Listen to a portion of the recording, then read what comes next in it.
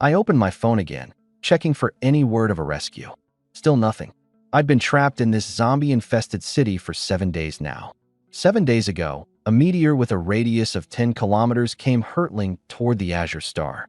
The Planetary Council fired 12,000 nuclear warheads and blew it to pieces. Everyone thought the crisis was over. But the apocalypse was only just beginning. The meteor had been carrying a virus. As the fragments burned and fell through the atmosphere, the virus spread across the entire planet in a matter of days. In less than a week, 90% of the world's population had turned into bloodthirsty zombies. I was a shut-in. Right before the end of the world, I'd just stockpiled a load of food, so at least I didn't have to worry about eating for a while. That was probably the only piece of luck I had. I was heading to the fridge to grab something when I suddenly heard footsteps outside. I froze, then pressed my ear to the wall. "Hey, you sure he's got a lot of food and water in there?" That voice was familiar. It was my upstairs neighbor. A second voice answered, cold and creepy. "Positive. I saw him hauling boxes inside with my own eyes before everything went down. Why should he get to live large while we starve?" A third voice, a little shaky. "We're really gonna rob him? If this goes sideways, it could cost us our lives." "Go sideways how?" The cold voice snapped, impatient. "The whole world's in chaos. You think the cops or the army have time for us? You don't say anything. I don't say anything. Who's gonna know it was us?" "Fine. Let's do him." That rattled me. I never expected someone to come for me this fast. 3 of them. And they clearly meant to kill me. One-on-one I might stand a chance, but 3? No way. I'd have to outsmart them. I ran back to the kitchen, grabbed a cleaver, and pressed myself flat against the wall beside the door. The second they broke in, I'd hit them before they found their footing, take one down fast. 2 left, and with my military training background, I could at least cut my way out. I held my breath and waited for the moment. But what came from outside the door wasn't a kick or a shoulder. It was pounding, frantic, heavy pounding, mixed with a familiar snarl. It was Fatty Mo, my landlord. He'd turned into a zombie too. In an instant I understood. Those 3 had no intention of doing the dirty work themselves. They were using a zombie to break the door down. Whatever danger was inside couldn't touch them. They'd just swoop in and clean up. Cunning. Nobody who'd survived this long was a saint. Before I could change my plan, the door burst open under Fatty Mo's weight. A blob of a figure lunged at me. His mouth was smeared with blood, scraps of fur still stuck between his teeth, probably his own golden retriever. The reek of blood hit my nose and, weirdly, snapped me into focus. Forget those 3. Right now, staying alive came first. I swung the cleaver at his skull and missed, the blade lodging in his shoulder instead. He opened his mouth and went for my face. I gritted my teeth and slammed my knee straight up between his legs. A sharp crunch. He instinctively doubled over. He must have turned recently. His nerves hadn't fully rotted yet, and that reflex saved my life.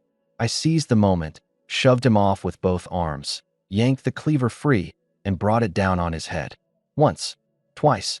I kept going until the blade curled completely out of shape. Only then did he stop moving. I slumped to the floor, gasping for air. And that was when a voice rang out inside my head. Asterisk ding. Creator system successfully bound. Asterisk. Asterisk. Host has killed 1 zombie. Earned 5 creation coins. Asterisk. My eyes lit up. A system. This was a straight-up cheat code. The 3 men were hiding out of sight. From the doorway, they couldn't see where I or the zombie were. After all that noise, they didn't know who'd won, so they didn't dare come in just yet. I used the gap to open the system. Open Creator System. A game-like interface appeared in front of me. Asterisk Creator, Zhou Wei. Level 1. Affects the quantity and time per creation. Stamina, Strength, Agility, Perception all rated average. Knowledge points, 1,000. Creation coins, 10. Asterisk. The interface read, Asterisk 1 knowledge point strengthens physical attributes by 0.1%, stacked additively. The average ordinary person's physical attributes are rated weak. Asterisk. I gave my arm a light swing. My strength and speed had both doubled. That was the effect of 1,000 knowledge points. My body now was probably on par with a special forces operator. And this was still only average. So studying really could make you stronger.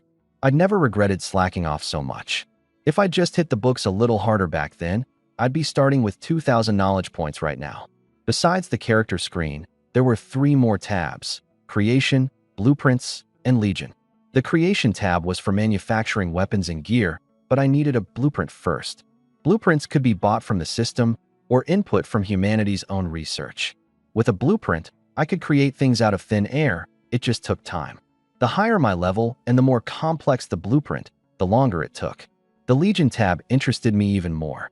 This tab let me spend creation coins to directly create fully organized, well-trained military units. The smallest was a single squad for 5,000 coins. The largest, a combined arms brigade, cost 50 million. The soldiers came with a full kit of weapons and gear, basically free. More importantly, I could replenish the ammunition their weapons burned through without even needing blueprints. That was like getting a dozen ammo blueprints handed to me for free. Right as I was thinking that, the system chimed again. Asterisk ding. A beginner's gift pack has been awarded. Please collect it. Asterisk. I almost jumped out of my skin. Asterisk, congratulations. You have received Ice Phoenix Guard, female squad of 10, and 1,000 creation coins. Asterisk. The words had barely finished when 10 people appeared out of thin air in my little bedroom. 10 women, all in simple combat fatigues, around 1.75 meters tall, standing straight with the sharp bearing of soldiers. What surprised me was that each of them carried 2 tang sabers across her back and a dagger at her hip, no firearms. Huh, you're a clever one, Linimo. If you hadn't thought of letting someone else do the killing for us, one of us would have died in there. A smug laugh from the far end of the hallway cut into the moment. It was the 3 men. They'd waited a while, heard nothing, and finally worked up the nerve to come out, only to walk right into the sight of me splitting Fatty Mo's skull open. A fat guy with a beer gut led the way, followed by the sinister-looking Lin Mo and the timid one, gripping a machete, a spear, and a dagger. Their faces were vicious, like they'd already marked me down as a dead man. The 3 of them charged at me with the spear leveled. That was when the bedroom door opened. The viciousness on the 3 men's faces instantly turned to terror. Their weapons clattered to the floor. 10 fully armed female soldiers walked out of my cramped little bedroom. The one in front moved so fast the 3 never saw it. She'd already drawn her dagger and swept it across their hands. 6 lines of blood arced out as the tendons in all 6 hands were severed at once. Arg, my hand. She kicked their weapons away in one fluid motion. The rest of the squad surged forward and pinned the 3 thugs down hard. The lead woman walked over to me and snapped off a crisp military salute. There was a cold, keep your distance air about her, and her voice was clipped and sharp. Reporting, Commander. Morong Feishue, Captain of the Ice Phoenix Guard, reporting for duty with my squad. 10 expected, 10 present. Awaiting your orders. She stood ramrod straight, her eyes keen, radiating the battle-hardened, killing intent of someone who'd seen plenty of combat.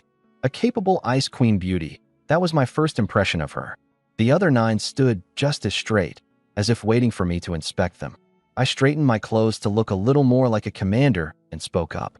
Captain Feishue, brief me on your squad's capabilities. Morong Feishue answered with obvious pride. Reporting, Commander. The Ice Phoenix squad has undergone comprehensive special operations training. Every member is proficient with pistols, rifles, submachine guns, sniper rifles, artillery, and other firearms, as well as daggers, sabers, swords, spears, staffs, axes, and concealed weapons. We can operate in desert, jungle, swamp, mountain, and high plateau terrain, and we're skilled in rock climbing, off-road movement, diving, gliding, and airborne insertion. My jaw was steadily dropping. In addition, she continued, every member has basic medical training and can perform surgery and emergency first aid if a teammate is wounded. As for vehicles, we can drive motorcycles, cars, trucks, tanks, helicopters, and fighter jets. We're also trained on all communications equipment. I was gaping by now. This was basically a Lancier all-in-one package. Even the king of all special forces wouldn't dare claim to know more than they did. No wonder it was the system's beginner reward. Beautiful and deadly. With a squad like this protecting me, my sense of security shot straight through the roof. Excellent. You're all the finest of warriors, I said, suppressing my delight. A flicker of pleasure passed through all 10 pairs of eyes. Morong Feishue glanced at the 3 pinned thugs, her gaze cold as death. Commander, how should we handle these 3? Want them gone? She made a throat-slitting gesture. Only now did the three realize they'd messed with the wrong person. Anyone protected by an elite squad like this was clearly no ordinary man. The fat one groveled, scrambling on the floor. "Sir, please don't kill us. We know we were wrong. Give us a chance to make it right." Lin Mo ignored the agony of his severed tendons and kowtowed frantically. "Sir, I've got a brain. I'll be useful. Keep me alive." The most timid one wet himself right there. "I've got $1 million in savings. It's all yours. Just spare my life." Listening to them beg, I remembered how they'd just tried to kill me with a zombie.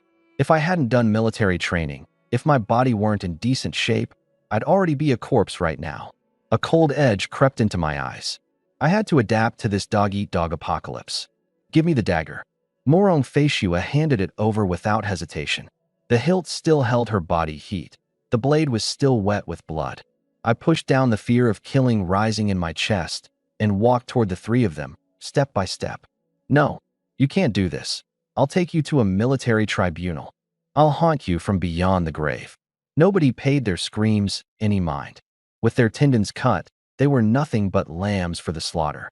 I lifted the dagger and drew it swiftly across all three throats. The stairwell went quiet. Fatimo's body lay sprawled in the living room. Three corpses with eyes still open in death lay out in the hall, red and white fluids pooling on the floor. Only then did I come back to myself, my hands trembling on their own. But strangely, beyond the racing heart, I felt a sliver of excitement too. Just now, I'd killed a zombie and slit men's throats with that kind of clean efficiency. Was I somehow born for the apocalypse? I didn't dare linger near the bodies, partly because I couldn't get over the fear, partly because I was afraid of catching the virus. I retreated back into the bedroom, listening to the screams and snarls drifting in from upstairs and the streets, my emotions a tangled mess. Morong Feishua quietly led the squad off to clear away the bodies. Once my nerves had settled, I remembered the system had given me 1,000 creation coins, so I headed to the Blueprints tab to see what I could buy. 2 blueprints caught my eye.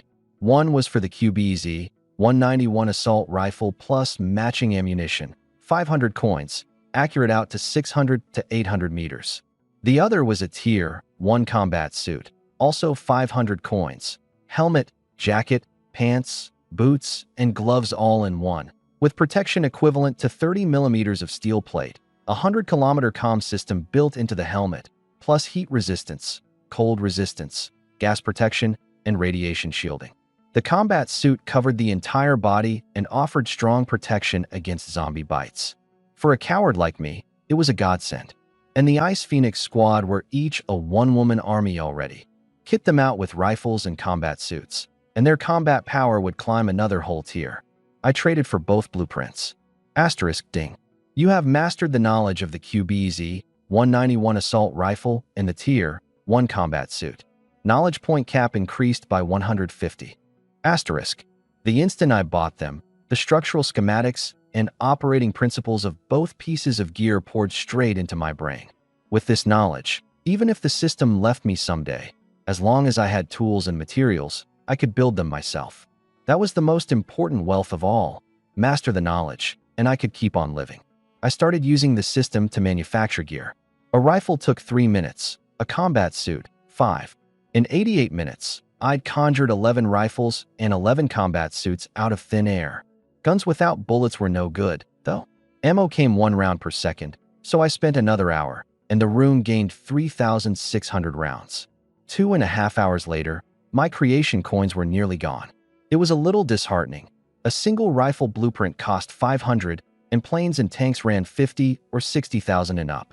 Looked like I'd need to study hard from now on. For the first time in my life, I actually craved learning. My physical attributes had strengthened by another 15%, raw power surging through my body. In the apocalypse, an army mattered, but so did being strong yourself. When I went to find Morong Feishua, she and the squad were clearing zombies off this floor. The floor now counted as a safe zone. I handed them 10 rifles and 10 combat suits. Your fatigues are too flimsy, and you've got no firearms. Put these on. I don't want any casualties in the fights ahead. Morong Feishua saluted. Yes, thank you, Commander. Then, right in front of me, they started changing. To them, the commander's orders outweighed everything, and they had no qualms about it. I felt my face heat up and quickly grabbed my own combat suit to change into. When I stepped in front of the mirror in the full kit, I looked exactly like the armored warriors from the shows I watched as a kid. I almost couldn't stop myself from shouting out loud. Good thing the zombies' snarls dragged me back. If I'd actually yelled, every zombie in the building would have come out to teach me a lesson. The 10 of them finished changing too, rifles slung, looking even more striking. Morong Feishue flipped up her visor, revealing a pair of cool, clear eyes. She looked over my room and offered a suggestion. Commander, our situation isn't good. First, we're low on food. Second, there's no defensible terrain here. The moment the zombies in the street flood in, we fall instantly. I recommend we move to somewhere safer and better stocked right away. I pulled the curtain open. Only a scattering of zombies wandered the street below, the road jammed with abandoned cars. Some still had zombies trapped inside, clawing desperately at the doors.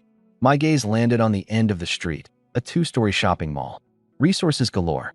The main doors were tempered glass. The walls were 40 centimeters of reinforced concrete. Most importantly, because of the earlier meteor scare, the mall had long since lost its customers. Even the security guards had gone home. The inside should be safe, with no zombies. The mall's rooftop had a wide field of view. From there I could survey the zombie distribution nearby and find a route out of the city with fewer of them. I didn't want to stay in this provincial capital. There were 5 million zombies here. It was a powder keg ready to blow any moment. And once the military got back on its feet, there was a good chance they'd just drop nukes on a zombie-packed metropolis like this. The best move was to get out of the city as soon as possible and find a base far from any major city. But the mall was a full 500 meters away, with chaotic streets in between. One slip, wake up the zombies in the residential buildings, and we'd easily get surrounded. I looked at these 10 well-trained female warriors, then gripped the rifle in my hands, and suddenly felt confident. With these weapons, fighting our way to the mall wouldn't be hard. Captain Feishue, we moved to the mall at the end of the street. Morong Feishue immediately gave the order to split into groups. Newlin, Changfei, and Lin Rual on point, clearing the path, by Xiao Xiao, Gunyinjiao, and Gulan on rear guard. The rest escorting me in the center.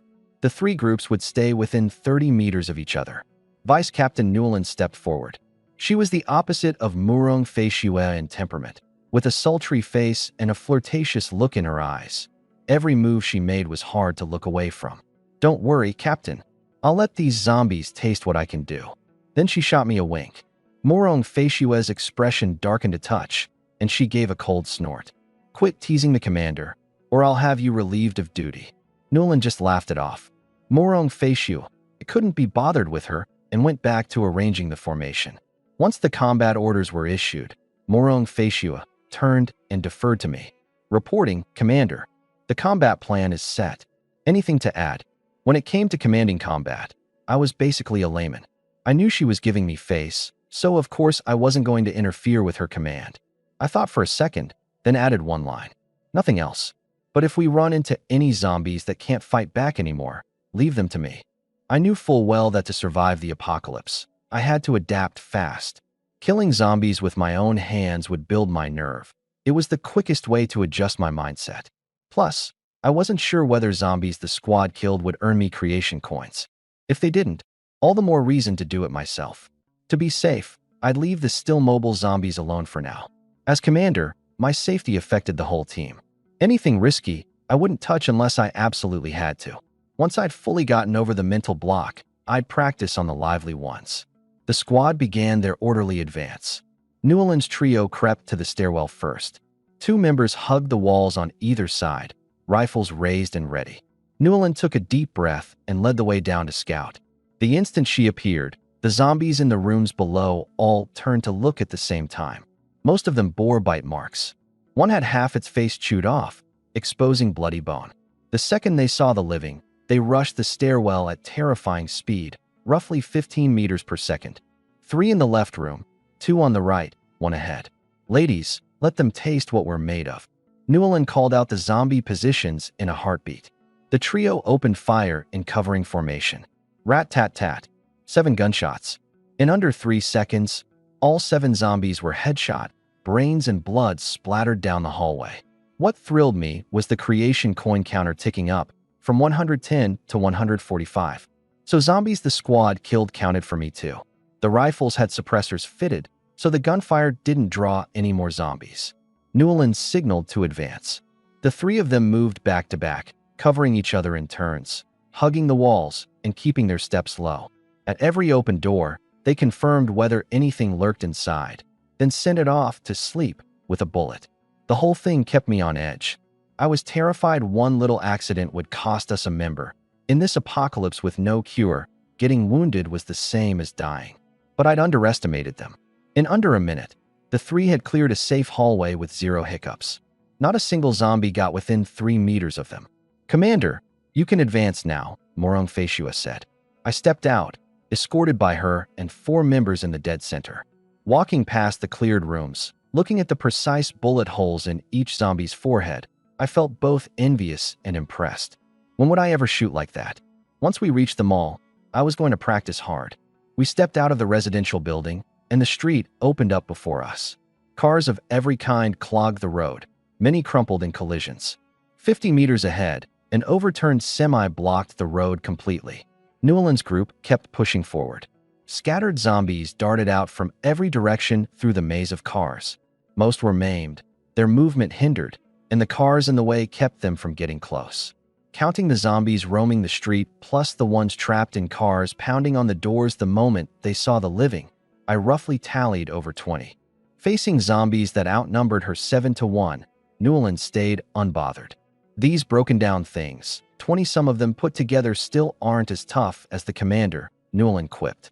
"You'd all better hurry off to hell. Don't keep me from my private time with him." She marked targets for Changfei and Lin Ruo with the red dot of her scope. The two caught on instantly and took aim. The three fired almost as one. Pew pew pew. I only saw a flash of muzzle fire, and then the zombies' heads burst apart. Their marksmanship was off the charts. 1 bullet, 1 zombie. Cover or no cover, none of them escaped. In a span of 20 seconds, every moving zombie within 50 meters lay on the ground. I picked up another 115 creation coins.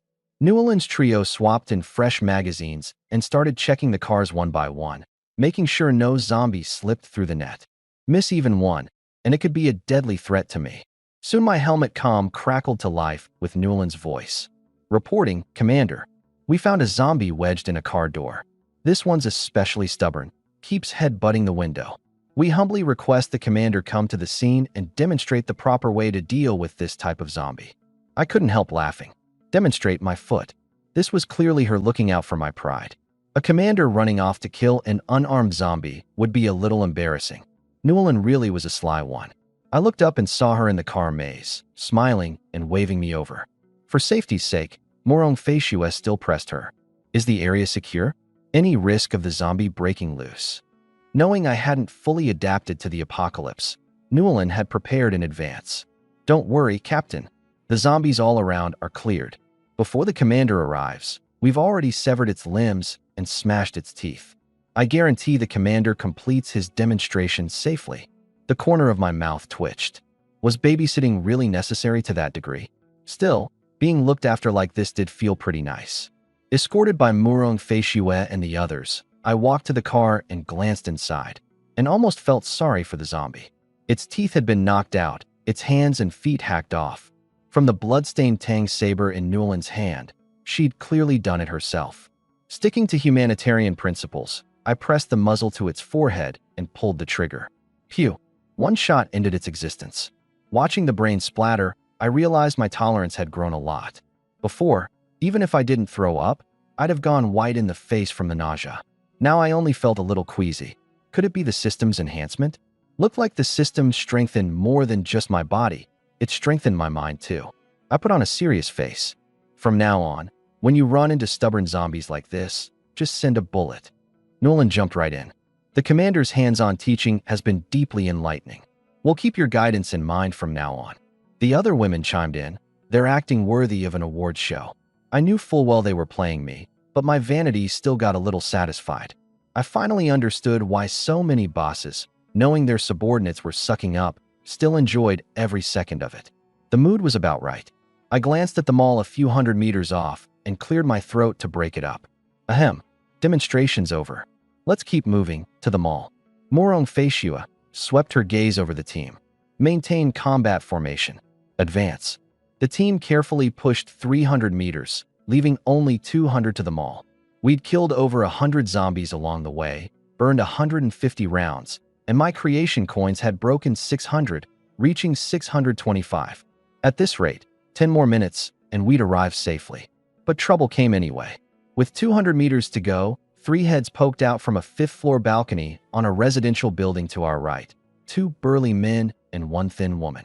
They saw the team below in black combat suits, moving in perfect coordination with God-tier marksmanship, and mistook us for the military, a special ops squad come to escort some VIP to a shelter. The woman shouted straight out from the windowsill, "We're up here. Soldier boys, there are survivors here. Save us." The 2 men felt it was unwise, but the thought of getting rescued made them go along with it. That one shout woke up survivors all down the street. Hearing the army had arrived, 20 or 30 heads poked out of the high-rises one after another, plenty of them joining in the cries, waving bedsheets and strips of cloth. "There are people here. Please save us. I've got money. Save me first." The cries for help rose from every direction. My expression and the squad's all changed. I cursed those people up and down in my head. They hadn't just exposed their own positions, letting the zombies in their buildings lock onto them. They'd also stirred up the zombies in the buildings on both sides of the street, drawing the whole lot out into the road. Sure enough, the shouting woke nearly every zombie within 100 meters at once. 1, 2, 3. Zombies came snarling out of the buildings, until nearly 300 were flooding the street. The survivors crying for help weren't faring any better. Every zombie in their buildings surged toward their rooms. Their security doors groaned under the strain, ready to give any second. The pounding outside their doors panicked them further, and their screams grew shriller. The zombies in the street kept multiplying, the situation turning dire. I looked down the road. Zombies were still pouring out of the buildings on both sides without end. At this rate, we'd be surrounded by thousands. And the squad's ammunition was limited. We couldn't burn through it forever. The road ahead had fewer cars and was wider, with a clear line of sight all the way to the mall's main doors. Forcing a breakthrough there wouldn't risk an ambush by zombies popping up out of nowhere. I immediately abandoned the steady, methodical approach and switched to a forced breakout. This might burn through all our bullets. But I couldn't worry about that. Once we reached safety, I could replenish as much ammo as I wanted. The priority was shaking off those 3 idiots fast. I gave the order. Forget the survivors. Drop the slow advance, tighten the formation, punch through the encirclement as fast as possible, and get into the mall.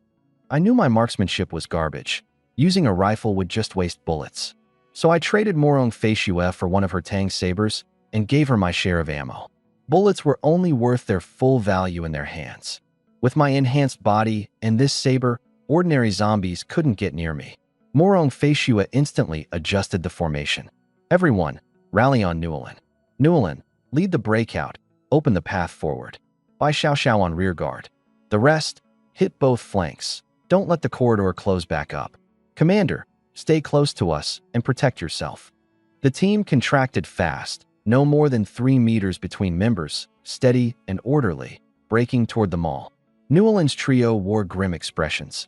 Even she, usually so playful, had gone serious. Dense gunfire erupted. Even on the move, their aim stayed precise. Every shot popped ahead. Zombies ahead fell one after another. Now and then an exceptionally fast zombie surged in close, and the 3 drew the Tang sabers from their backs. It was the first time I'd seen them fight up close. They were terrifyingly fast. I barely glimpsed the afterimage of the blades before a zombie was cut clean in 2. I was so stunned I couldn't speak. "Fast blades." Seeing me freeze, Morong Feishua explained in a low voice.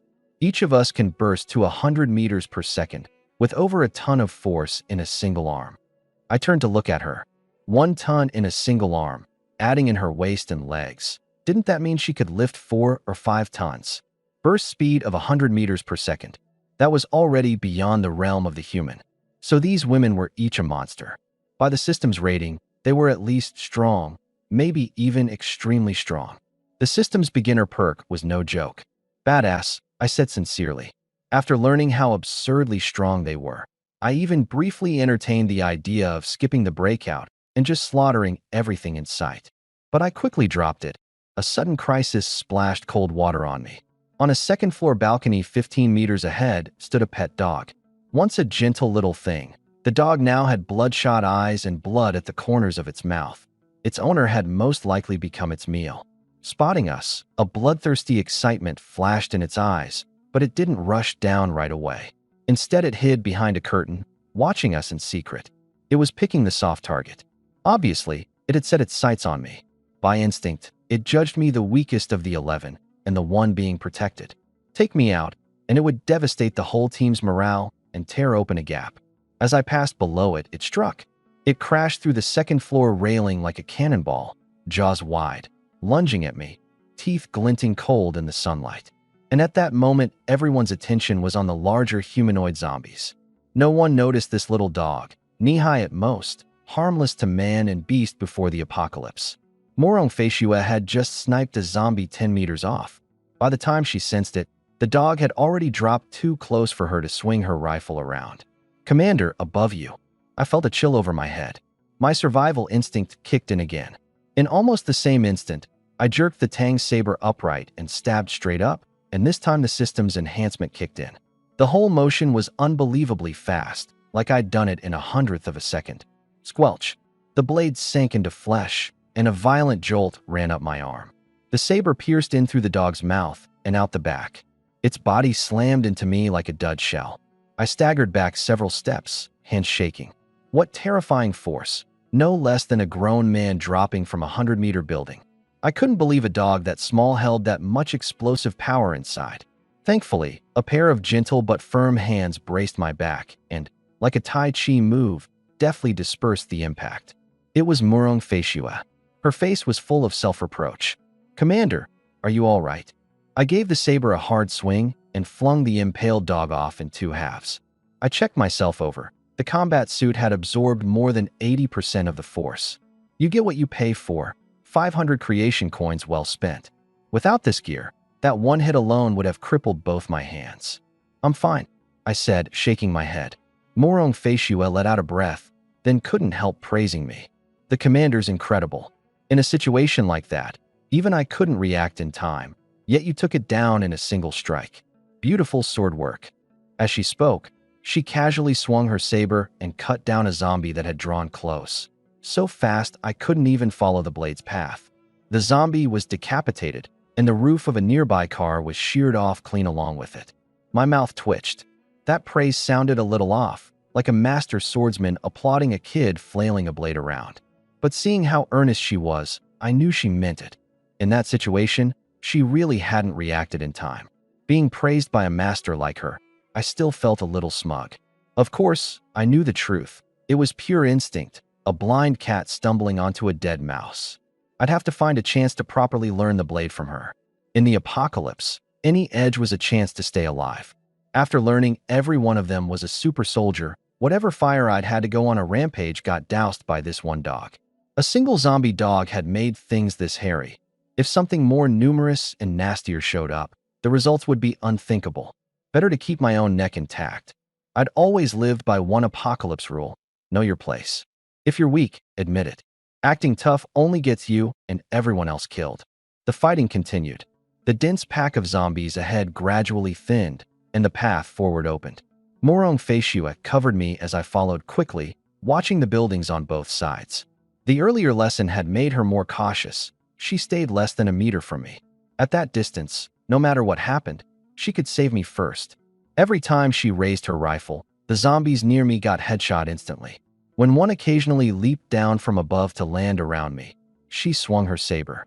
Her blade was unmatched in speed. Other people's blades I could just barely catch as afterimages.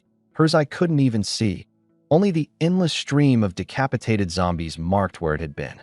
I finally understood why she was captain. Her skill was a clear cut above the other 9. I glanced at the Tang saber in my hand and gave a helpless smile.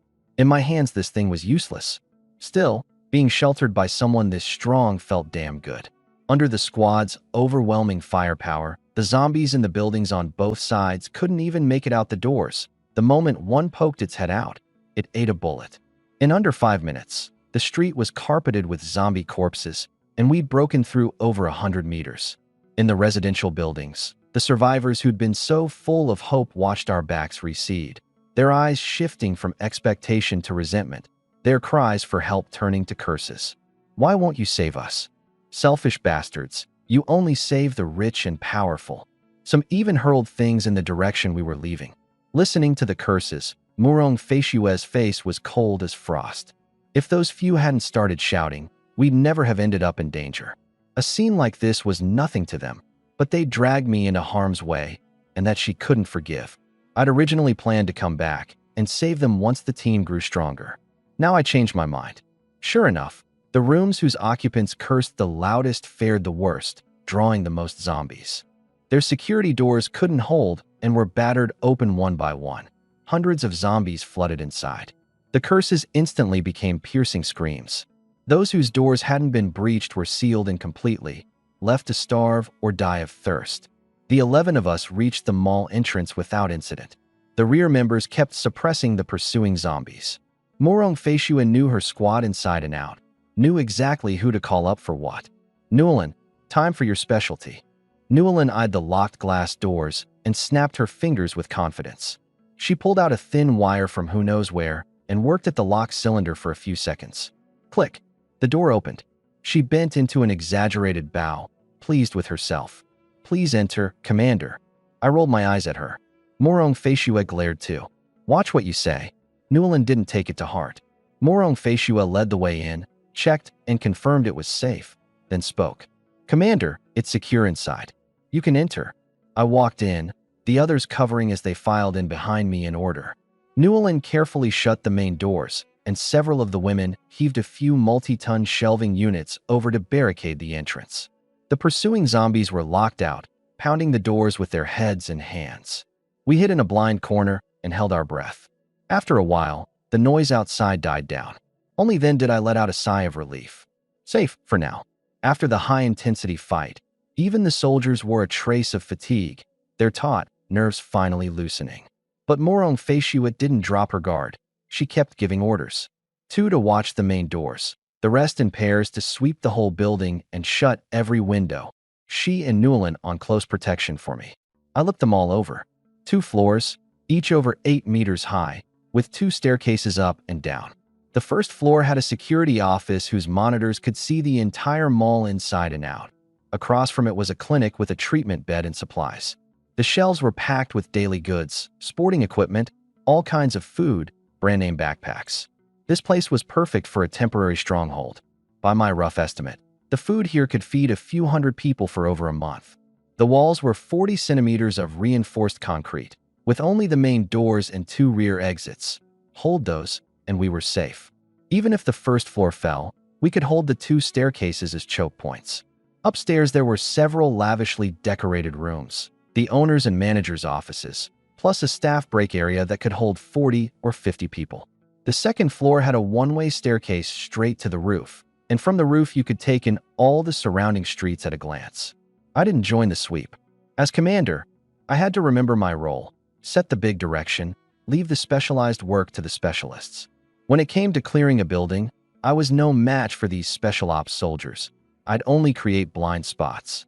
I headed up to the second floor and stopped in front of the locked owner's office. Newlin stepped up, produced her wire again, and had it open in a few flicks. After you, Commander. The office had an outer room and an inner room. The outer held a leather sofa, a sandalwood desk, and a computer worth hundreds of thousands, luxurious furnishings. The inner room had a big bed where the owner rested. Newlin looked at the bed and couldn't help marveling. Wow, what a bed. I can't even imagine how comfortable it'd be to lie down on it. She ran over to measure it out while tidying up for me. Murong Feishue's face soured, and she walked off, resigned, to brew me tea with the expensive leaves on the desk. Her tea-making was unexpectedly good, every motion carrying the grace of a master. I sank into the leather sofa I'd never have dared dream of before and opened the system.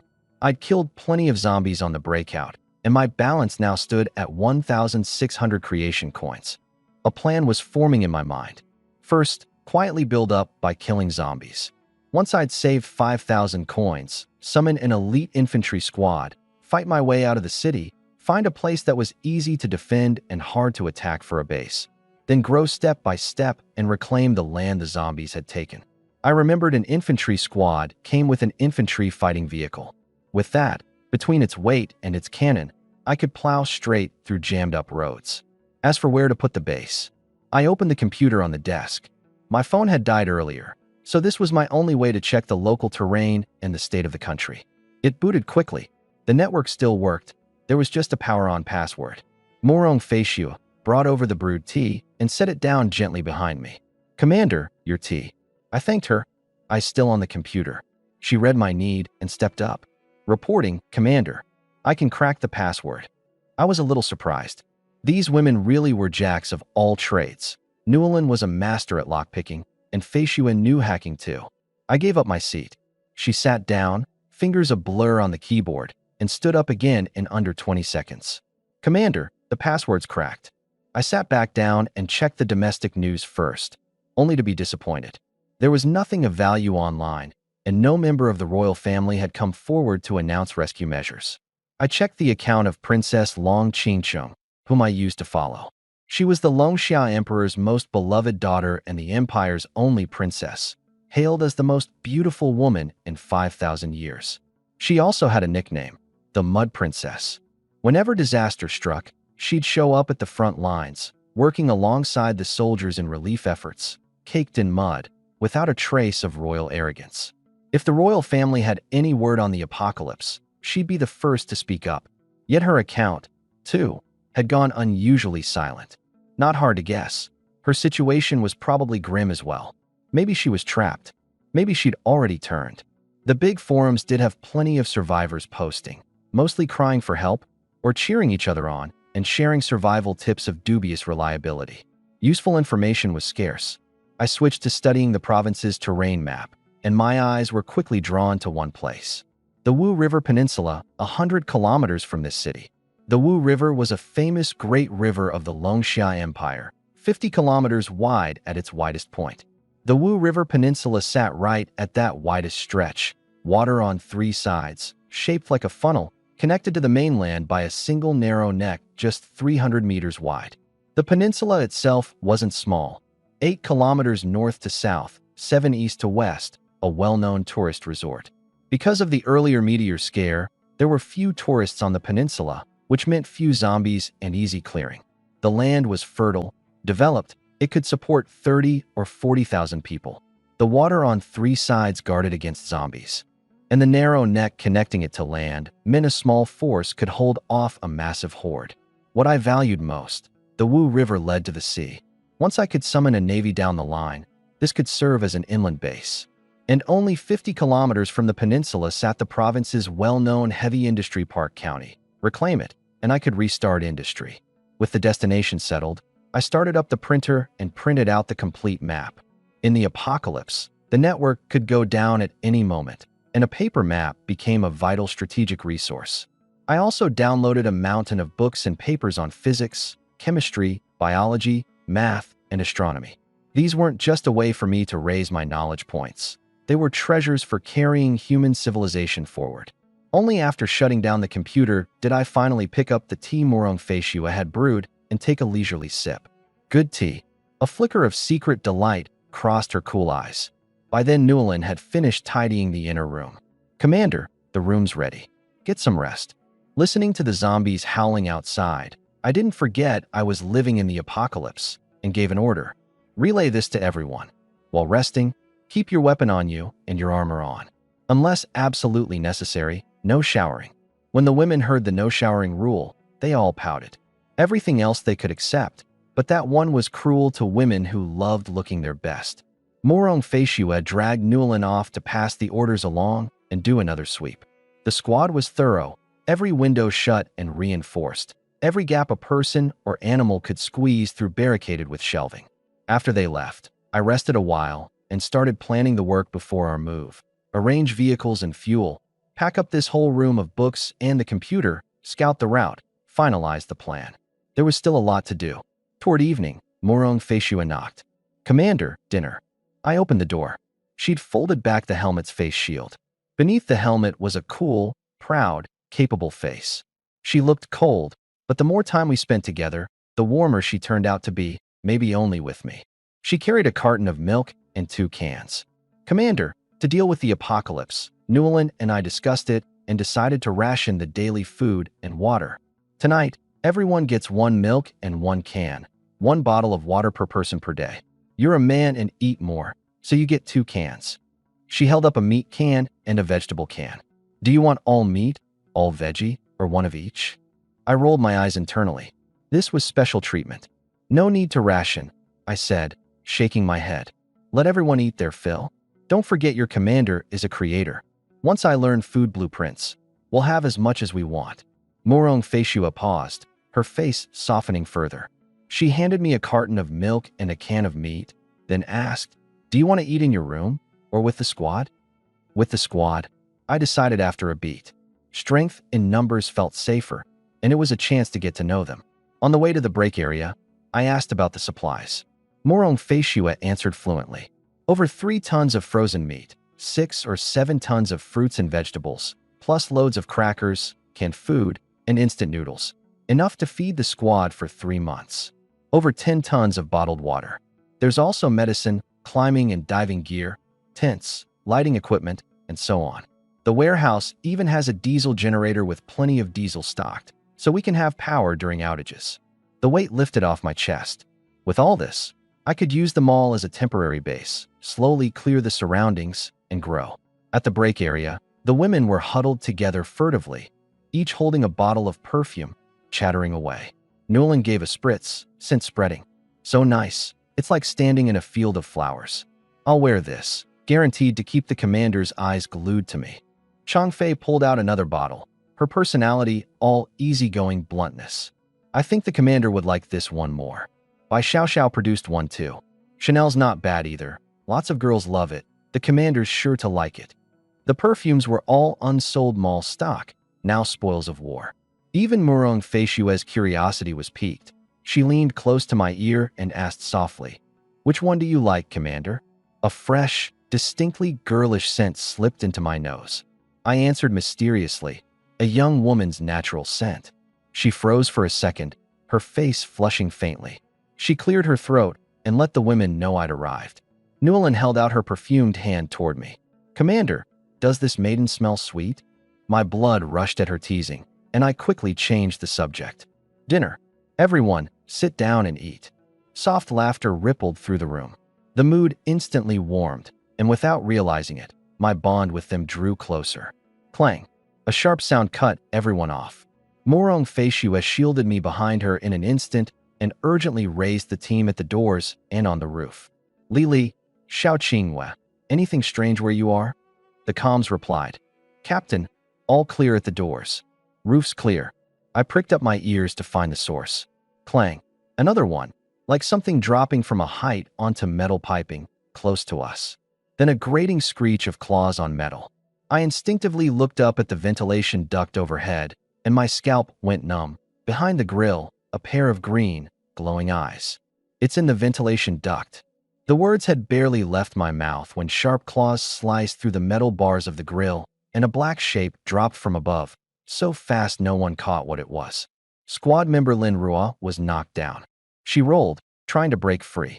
I heard claws scraping against her combat suit, and instinctively drew my saber and slashed.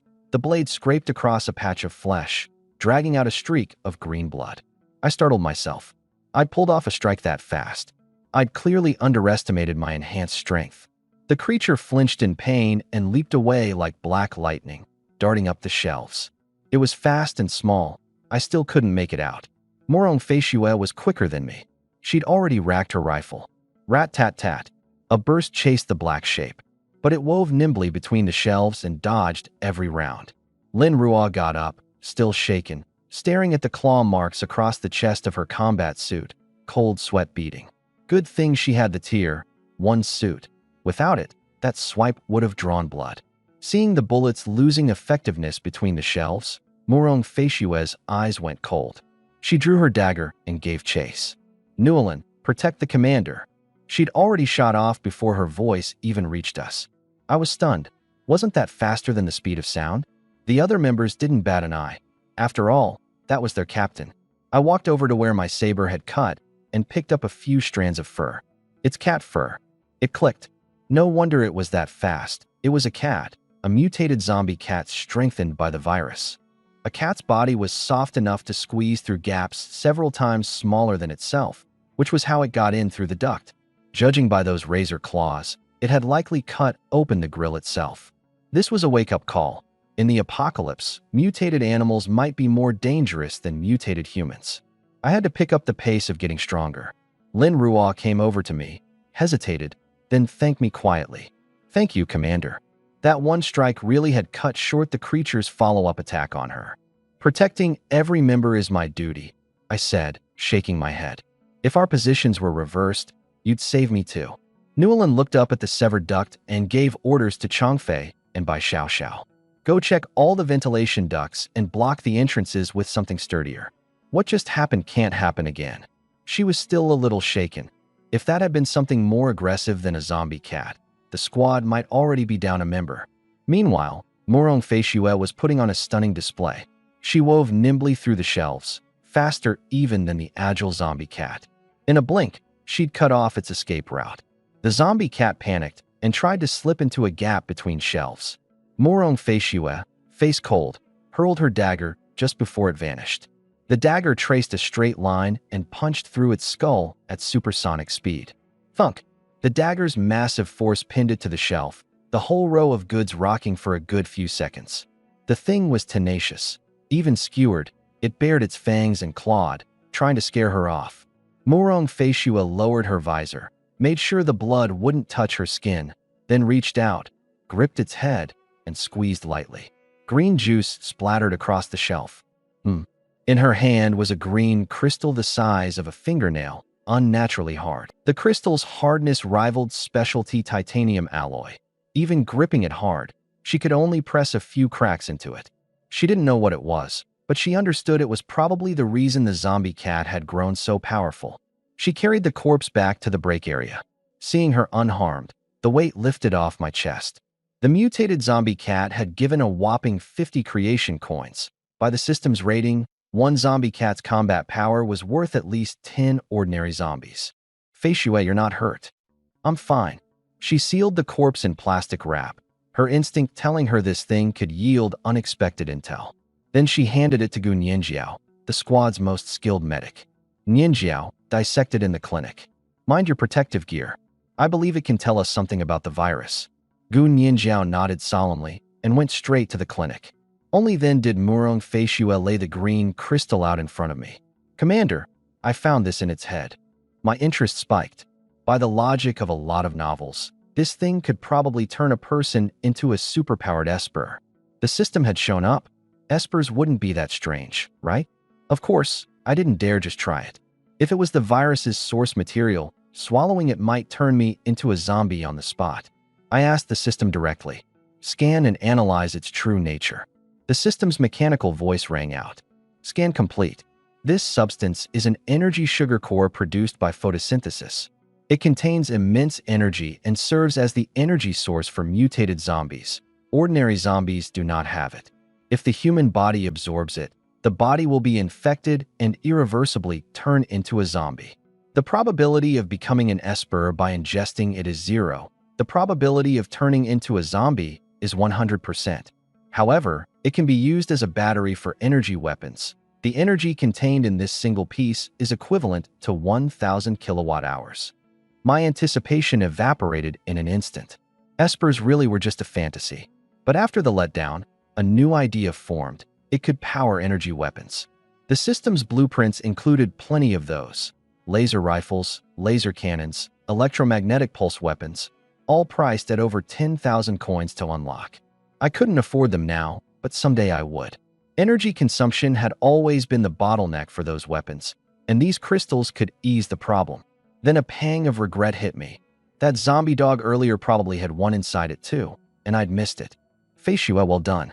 From now on, whenever you kill a mutated zombie, check it thoroughly afterward and collect the crystals. They'll be a big asset down the line. Morong Feishue glowed inside at the praise, though outwardly she stayed all business. Yes, noted. Today's incident had sharpened my sense of danger. I made another 3,600 rounds to replace what we'd burned, handed them to Murong Feishue to distribute, then returned to my room. I didn't rush to rest. Instead, I opened the computer and started studying gunpowder. Modern firearms can't function without it, and mastering it was crucial to my making all kinds of weapons.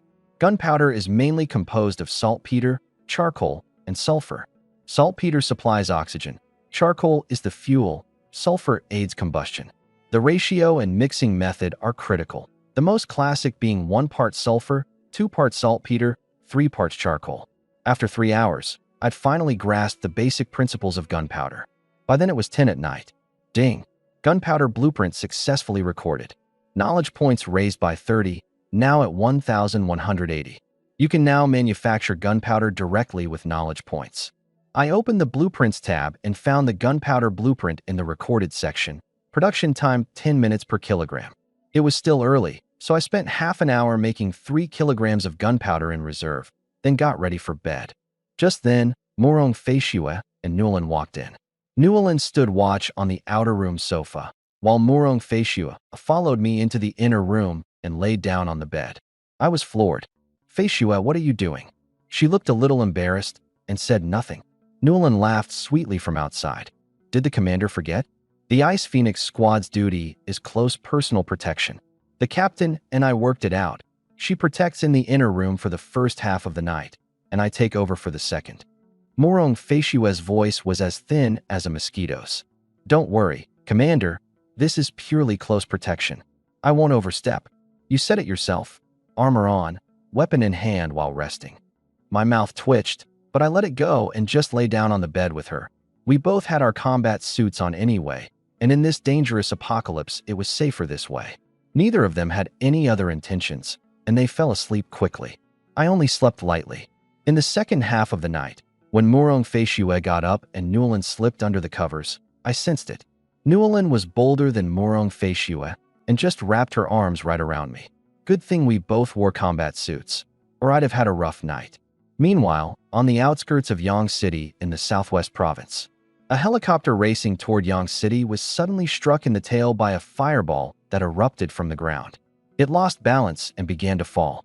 In the cabin, several Special Forces soldiers shielded a peerless princess, Long Qingqing. The helicopter's been hit by an unknown attack and is about to crash. Everyone bail out. Royal Guard Captain Long Feiyu strapped a parachute pack onto the princess's back. "Your Highness, jump with me. I swear on my life to bring you safely back to Longjing." An ordinary person would have panicked, but Long Qingqing stayed composed. Captain Long, I trust you." After everyone had bailed, the pilot was about to leave when he glimpsed the peak to his right. A mutated zombie with thick, powerful limbs crouched on the ground, a fat, round tail dragging behind it like a gun turret. Red energy gathered at the tail's end, and a fireball shot toward the helicopter at 1,000 meters per second. Boom. The pilot, with no time to jump, and the helicopter were swallowed by a sea of flame in midair, plunging toward the great bridge between the two mountains. After the deafening blast, the helicopter was scrap. The zombie then blasted the bridge dozens more times, blowing out a gap tens of meters wide, before lumbering off toward Yang City. It looked heavy and slow, but it could hit 90 kilometers an hour. Only when it had gone far did Long Qingqing poke her head out from her hiding spot. What a terrifying zombie. The people of Yang City must be in grave danger. The helicopter's gone. Captain Feiyu, where to next? Long Feiyu studied County A on the map. "Your Highness, County A. There's a militia training base there. It should have helicopters." 7 the next morning, I woke up naturally. Murong Feishue and Newlin had already gotten up to prepare breakfast. Soon it was brought into the room, made by Li, whose specialty in the squad was cooking. 3 dishes and a soup, quite the spread. One bite and my eyes lit up. The flavor was outstanding. After breakfast, I did 500 push-ups and only felt slightly winded. My system-enhanced body really was something. I printed a few city maps and stepped out of the room. In the open space outside the break area, the women had hauled in treadmills, barbells, and other fitness equipment. I nodded approvingly. They really knew how to use their resources. Aside from the 2 on watch, the other 8 had assembled. Murong Feishue stepped forward. "Reporting, Commander. The Ice Phoenix squad is assembled, awaiting orders." I laid out the day's task. Feishue, today there's just one job. Find a few trucks big enough to haul all the supplies here and bring back plenty of fuel. If you can find a road roller, a front loader, or an excavator, even better. They'll let us deal with collapses and blockages on the way. I stuck the map on the blackboard and pointed out 2 spots, a nearby gas station with a large fuel reserve and a construction site beside a residential complex with heavy trucks, excavators, and loaders parked there. Both saw little foot traffic and were relatively safe. Neither is more than 3 kilometers from the mall, and both have road access. Feishue, the deployment is yours from here. Morong Feishue turned and gave the assignments. Newlin, close protection on the commander. Chongfei, look out on the roof, watching for signals. If we hit trouble, we'll fire a flare immediately. Gu Nianjiao, on standby in the clinic, guard the main doors, and handle any medical needs. Li Li, prep lunch. We'll be back before then. Lu Xianyun, wait at the underground garage entrance. When the vehicles arrive, open up and cover them in. The 5 staying behind accepted the orders with serious faces. She turned to the other 4. The rest of you come with me. First, we take the heavy vehicles from the demolition site, then loop around to the gas station via Route R5, fill up, and haul off all the gas and diesel. The mission will take about 5 hours. Each of you, carry 2 combat loads of ammo. Clear. Clear. Lin Ruo, by Xiao Xiao, Gulan, and Xiao Qingyue answered crisply. Move out. Before they left, I handed Morong Feishue the high explosive charge I'd made from 2 kilograms of gunpowder, in case they needed it. After they'd gone, I checked the system interface, 1,650 creation coins. Short-handed as we were, summoning an infantry squad couldn't wait. My eyes landed on Newlin. Newlin, I want to improve my shooting and sword work. I'm counting on you. I planned to practice on the zombies around the mall, real combat practice that also earned creation coins, so I could save up for that infantry squad sooner. Everyone else had jobs. Only Newlin's job was protecting me, which made her the perfect teacher. A small thrill ran through Newlin, and she leaned close to my ear. Don't worry, Commander. This maiden will train you slowly and thoroughly, guaranteed to turn you into a crack shot in no time. I put a hand to my forehead. Why did everything out of Newlin's mouth come with a side of innuendo? Let's get to the roof, I said, resigned. Standing on the roof, I watched Morong Feishue's group recede into the distance, then scanned around. Plenty of zombies, clustered and scattered, at least 600 or 700. My eyes narrowed. Perfect for shooting practice, and I'd clear them out so they wouldn't become a problem later. Then I noticed something odd. These zombies preferred spots with plenty of sunlight and rich soil. The ones in the high-rises had all moved to the sunlit windows. The ones in the street kept away from shadows, moving to wherever the sun was strongest, especially fond of gathering on uncovered earth, basking calmly in the sun. I fitted a 4x scope and saw a greening creeping over their bodies, green spreading slowly from the blood vessels outward across the whole body. I thought of the crystal in my possession, the system's photosynthetic sugar. A bold thought surfaced. These zombies, could they be doing photosynthesis? I quickly shook my head. Impossible. Where would an animal get the chloroplasts only plants have? But looking at that spreading green, I felt I was probably right. If it was true, it meant zombies wouldn't die off from hunger. Instead, they might reproduce and grow like plants. Right now, 90% of the world's population had turned, which was 7.2 billion. In a few years, could it become 72 billion? There were tens of thousands of plant species. Would zombies mutate into tens of thousands of variants too? Could a world-ending zombie king be born, or intelligent zombies that could use weapons? My own thoughts spooked me, and I shook my head hard, not daring to follow them further. Newlin leaned in. What are you thinking about, Commander? I came back to myself and hesitantly shared my speculation. Newlin wasn't fazed in the slightest. She gave a light laugh. The Commander really is borrowing trouble. As long as we get stronger faster than the zombies, isn't that all that matters? And don't forget, you're a man with a system. A good chunk of my unease melted away, and I gave a self-mocking laugh. Right, I had a system. What was there to fear? I, Zhou Wei, will be the man zombies fear forever. With that, I imperiously fired a shot at the zombies. Bang! Missed. The embarrassment was crushing. Newlin covered her mouth, snickering. Nice presence, Commander. The skill could use some work. My face went dark. My eyes flicked with mischief, and I decided to take this little minx down a peg. Vice Captain Newland, you talk like you've got real skill. Here's your task. Turn me into a dead-eye marksman by end of day. Fail, and you don't eat all day tomorrow. Newland's smile collapsed instantly. Turn a beginner into a marksman in a single day? Impossible. She saw the smugness in my eyes and instantly knew it was payback. She changed her tune at once, her voice turning into a coquettish whine. Commander, this maiden would like a different punishment. I hurriedly waved her off and backed away. Stop, stop, I was joking. Newland pressed in, relentless. I gave a wry smile. All right, knock it off, just teach me. Seeing me get serious again, and knowing her limits, she shifted back into the seasoned soldier and stepped in front of me to explain the fundamentals of shooting. There are a few keys to shooting. 1. Breath control. 2. The position and force distribution of both hands on the grip. 3. The shoulder pocket and cheek weld. 4. Sight alignment and how you allocate your vision. 5. The trigger pull mechanics. When you aim at the target and squeeze, the single most important thing is aim consciously, fire subconsciously.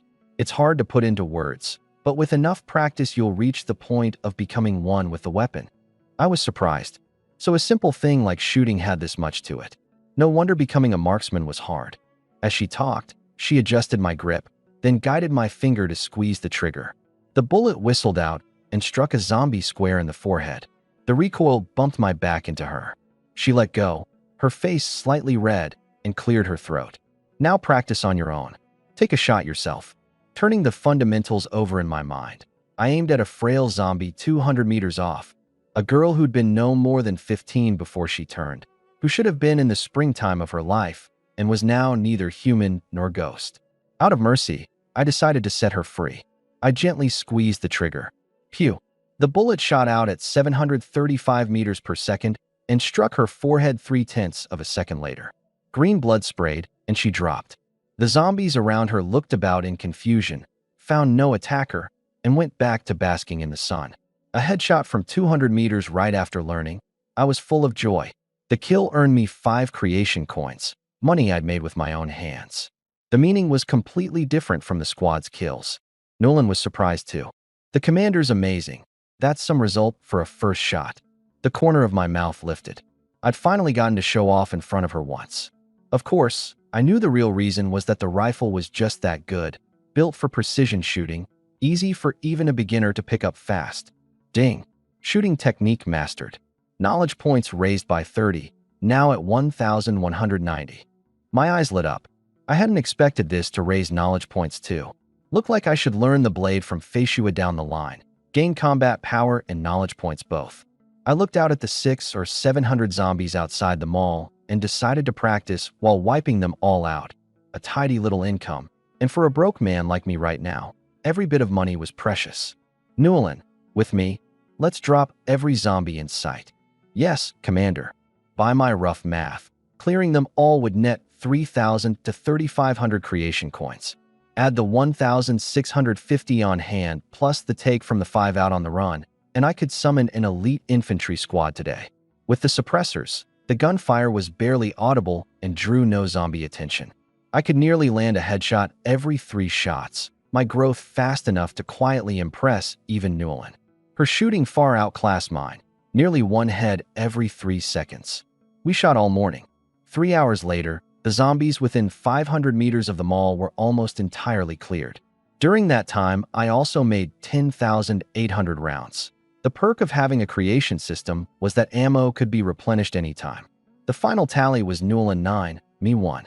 In 3 hours, we'd shot down 734, and my creation coins reached 5,320. At last, I could summon an elite infantry squad. Meanwhile, at the demolition complex, Morong Feishue and her 4 had arrived without trouble.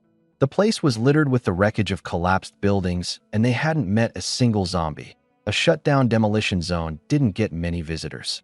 7 or 8 Hao heavy trucks were parked at the site, over 8 meters long, 12 tons each, with a 12-ton payload. Her eyes lit up. Trucks like these had strong hauling capacity and heavy curb weight, so they wouldn't tip easily if zombies got in the way on the road. Not far off were excavators, loaders, and bulldozers. She remembered my task clearly and assigned roles at once. Gulan, take a bulldozer and lead. Shove every car on the route aside. By Xiao Xiao, Lin Ruo, Xiao Qingwei, drive 3 heavy trucks. I'll bring up the rear in an excavator. After we clear the demolition zone, we switch to route R3 and head straight for the gas station. Gulan found a SD-90 C5 bulldozer first, 950 horsepower of pushing force, 100 tons of operating weight. She had a wild passion for giant machinery, the bigger the better, and she was practically giddy. She climbed aboard and set off, the potholes along the way flattened in her wake. Behind her came 3 heavy trucks in a row, an intimidating sight, with Murong Feishua's excavator at the very back. The 5 vehicles tore down the highway, the engine noise drawing the zombies along the roadside. Dozens tried to block the way. Gulan, at the front, floored it, a manic glint in her eyes. Crunch, crunch. The zombies in their path were all dragged under the wheels. But Murong Feishua didn't notice that, not far off, several cold pairs of eyes were fixed on the direction they were headed. A weaselly, shifty-faced, middle-aged man picked up a walkie-talkie. "Boss, they're heading your way." On the other end was a shaved-headed, heavily muscled man. His underlings were a crew of bald men too, 20 or 30 of them, 8 or 9 carrying stolen guns. They were a band of escaped convicts. They were holed up in a single-story house near the gas station, the table piled with playing cards and beer, though food was scarce. Downstairs lay 40 or 50 corpses, all riddled with bullet holes. 30 or 40 had already turned, and 7 or 8 more had still been human when they died. The leader watched Murong Feishua's group through binoculars. His name was Chen Biao, a death row inmate who had raped and murdered 12 female high schoolers. He'd been due for execution in 6 months, but then the prison's zombie crisis hit. In the chaos, the warden had rounded up the surviving inmates, handed them melee weapons, and forced them to clear zombies. Chen Biao seized the chance, deliberately luring zombies into the guards' break area, then using the offer to help as cover to get close to the guards, snatch their guns, and escape. He hadn't expected the outside world to be even worse than prison, but he'd also realized his own personal heaven had arrived. With the apocalypse here, play it right, and even a death row inmate could become an emperor. His first stop had been the well-stocked department store mall, only to find another group had taken it the day before. That group was almost all female soldiers, yet every one of them was battle-hardened with deadly aim, and they held the high ground. A direct assault would only get him trapped like a fish in a barrel, so he'd kept watch around the mall, waiting for an opening. He hadn't expected the other side to send out half their force this morning. Even with only half the people left inside, he didn't dare act rashly. Those fighters were terrifyingly skilled. He'd held off, waiting to figure out their objective. Now he knew. The squad was out to find vehicles and fuel. A plan to draw the tiger from the mountain took shape. He'd set an ambush at the gas station to trap the squad, lure the rest out of the mall to the rescue, then seize the mall while it was empty, hold the high ground, and wipe out the whole female squad. "They're coming. Are you ready?" Chen Biao messaged the men at the gas station. Inside the gas station, 3 death row inmates were stringing up 3 half-dead men. "No worries, Your Majesty. Everything's set. When those women show up, they're in for a surprise." One inmate slit the femoral arteries in the 3 men's thighs. The 3 begged frantically, but it moved these lunatics not at all. Amid the screams, blood ran down their legs to the floor, and a thick, heavy reek of blood filled the whole station. Outside, a faint rustling sound came. Not the footsteps of ordinary zombies, more like some large creature crawling. The 3 inmates' scalps prickled, their faces filling with terror. "Move, hurry, or it'll be too late." They clearly knew how terrifying that thing was, far beyond any ordinary zombie. By Chen Biao's guess, these monsters had been spawned by the radioactive meteor fragments. The 3 sprinted off, leaving the 3 strung-up men to die in despair. 5 minutes later, Murong Feishua's convoy neared the gas station and stopped outside. She sniffed and caught a faint smell of blood. Had someone from her group entered the station earlier and run into trouble? She went on instant alert and scoped it out. Empty and quiet inside. No staff, no zombies. Everything seemingly normal. But she was a veteran of countless battles, and something felt off. She gave Xiao Qingwei a look, and the sniper immediately climbed to high ground and set up. Xiao Qingwei was the squad's sharpshooter. Even with only an assault rifle for now, she was effective out to 800 meters. With sniper overwatch, the other four felt a little easier. Morong Feishue and Lin Rua entered the station to find fuel containers, eyeing the warehouse first. As they reached the warehouse door, her wariness climbed.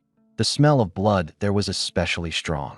She signaled Lin Rua to ready up and yanked the warehouse door open. A pungent wave of blood hit them. On the floor lay 3 mangled male corpses, torn apart, their arms bound with rope. They'd been strung up and bled to death less than 3 minutes ago. The bodies bore clear bite marks, like some kind of rodent. Morong Feishue knew at once something was wrong. Whatever had bitten them was still in the station. The two raised their weapons warily and followed the severed ropes up toward the warehouse ceiling and got a shock. On the rafters above hung 8 enormous mutated zombies, 3 meters long, shaped like lizards. They had sharp fangs and claws, and their skin, like a gecko's, blended into the surroundings, which was exactly why they hadn't been spotted earlier. Almost the instant she spotted them, they attacked. The 8 dropped from the eaves, claws and fangs diving at the 2 below. Morong Feishue and Lin Rua instantly burst to 100 meters per second and were back out the door in a blink. Screech. The 8 zombies' claws raked the concrete floor, kicking up a cloud of dust and leaving gouges 20 centimeters deep and over a meter long. Seeing their prey escape, they scrambled across the ground at astonishing speed and charged again. Morong Feishue estimated all 8 moved at around 50 meters per second. With that speed plus those claws and fangs, even a regular military unit would just get slaughtered. She raised her rifle fast and put a round precisely through one's forehead. The massive impact burst its head on the spot and flung it more than 10 meters, shattering one of the station's support pillars. Lin Rua shot the nearest one dead too. The 2 fired in alternation while moving at high speed. 2 more shots, and 8 became 4. Then Xiao Qingyue's overwatch paid off, rapidly picking off 2 more. The last 2 were cleaned up by Xiao Xiao and Gulan on guard. In just 10 seconds, the 5 of them, in seamless coordination, had taken down 8 mutated zombies. Chun Biao's men watching from afar were dumbstruck. Those were mutated zombies, and 8 of them had just gone down in that little time. But they weren't worried, because this was only the appetizer. As if smelling the death of their own kind, mutated zombies dropped from the rafters of the gas station and nearby buildings one after another, converging on the station in a fury. Chun Biao's men were used to it. This pack of killing machines was fiercely loyal and vengeful. The moment one died, every one of its kind nearby would gather for revenge. Learning that intel had cost them several men. In this area, there were probably over 100 of these zombies, and Chun Biao had named them wind chasers. Inside the station, Morong Feishue heard snarls from every direction and sensed things had gone bad. Xiao Qingyue's grave voice came over the comms. "Captain, over 100 of those mutated zombies within 2 kilometers are closing in on us." Everyone felt the pressure. 2 or 3 dozen they could fight. Over 100, they'd need the whole squad together to have a shot at wiping them out. Morong Feishue frowned. These zombies were too united, kill their kind, and it was a fight to the death now. Retreating to the mall would inevitably bring them along. Even if they could be exterminated, the stronghold would be destroyed, and I didn't have the squad's physical attributes. I might well be hurt or killed in the fighting, which she could not tolerate. And these things weren't far from the mall. Leaving them alive was a time bomb. She studied the gas station, maybe the perfect place to wipe them all out at once. Lure them in, blow the station, burn the whole lot. But that would mean failing my task. Caught in indecision, she handed the decision to me. In the mall's underground parking garage, Newellyn and I had come down because the infantry squad I planned to summon included an armored vehicle and needed open space. I opened the system and found I had over 1,000 extra creation coins. Had Morong Feishue's group run into zombies? That many coins meant they'd killed at least 200. I was secretly pleased. Now, besides summoning the infantry squad, I could buy one special blueprint. Specialty Energy Fuel Blueprint, 900 coins, production time 10 minutes per 100 liters. It could meet the needs of diesel, gasoline, aviation kerosene, and other engines. With enormous, stable energy output, 1 liter could move a heavy tank 10 kilometers. With it, the squad would never have to risk going out for fuel again, and it worked across land, sea, and air. I pocketed the blueprint, switched to the Legion tab, found the Elite Infantry Squad, and resolutely created it. A flash of white light and a ZBD-04 tracked infantry fighting vehicle appeared out of thin air in the garage, 7.2 meters long, 21.5 tons, carrying 3 crew and 7 soldiers, armed with a 100mm rifled cannon, a 30mm autocannon, and a coaxial machine gun, with a 600-kilometer range. Beside it stood 12 elite soldiers armed to the teeth, 3 assault rifles, 2 submachine guns, 2 shotguns, 2 light machine guns, several sniper rifles of different models, plus tactical grenades. A burly soldier stepped out and saluted. Reporting, Commander. How Dolly, leader of Elite Squad 1, reporting for duty. 12 expected, 12 present. Awaiting orders. I looked at their battle-hardened bearing and nodded with satisfaction. They were ordinary humans, not super soldiers like the Ice Phoenix Squad. But in the apocalypse, they were already a formidable force, and they solved my urgent shortage of manpower. Excellent. At ease. I introduced Newland to Hao Dali, and the two exchanged pleasantries. Then Murong Feishue's voice came over the comms. Commander, my squad has run into a sudden situation. I've come to request your orders on the next step. I was a little surprised. Murong Feishue was always steady, unshaken in crisis. For her to be uncertain, it was no small matter. Feishue, report the situation in full. Through the helmet, I could even hear the snarls of mutated zombies all around her, rising from every direction, clearly more than one. Reporting, Commander. My unit has encountered hostile activity at the gas station. It appears someone used survivors' blood to lure mutated zombies into ambushing us. We've killed 8 so far, and mutated zombies within 2 kilometers are rapidly converging. Initial recon puts them at around 150. They're fast, devastatingly lethal, and extremely loyal and vengeful. If we don't deal with them, they'll surely threaten the security of the temporary base. Awaiting your decision, Commander. A cold light flashed in my eyes. Day 2 of the apocalypse, and someone already dared to move against my people. From the situation, the enemy hadn't shown themselves. Did they think these zombies alone could take the squad? Or were they afraid of a head-on fight and holding a trump card?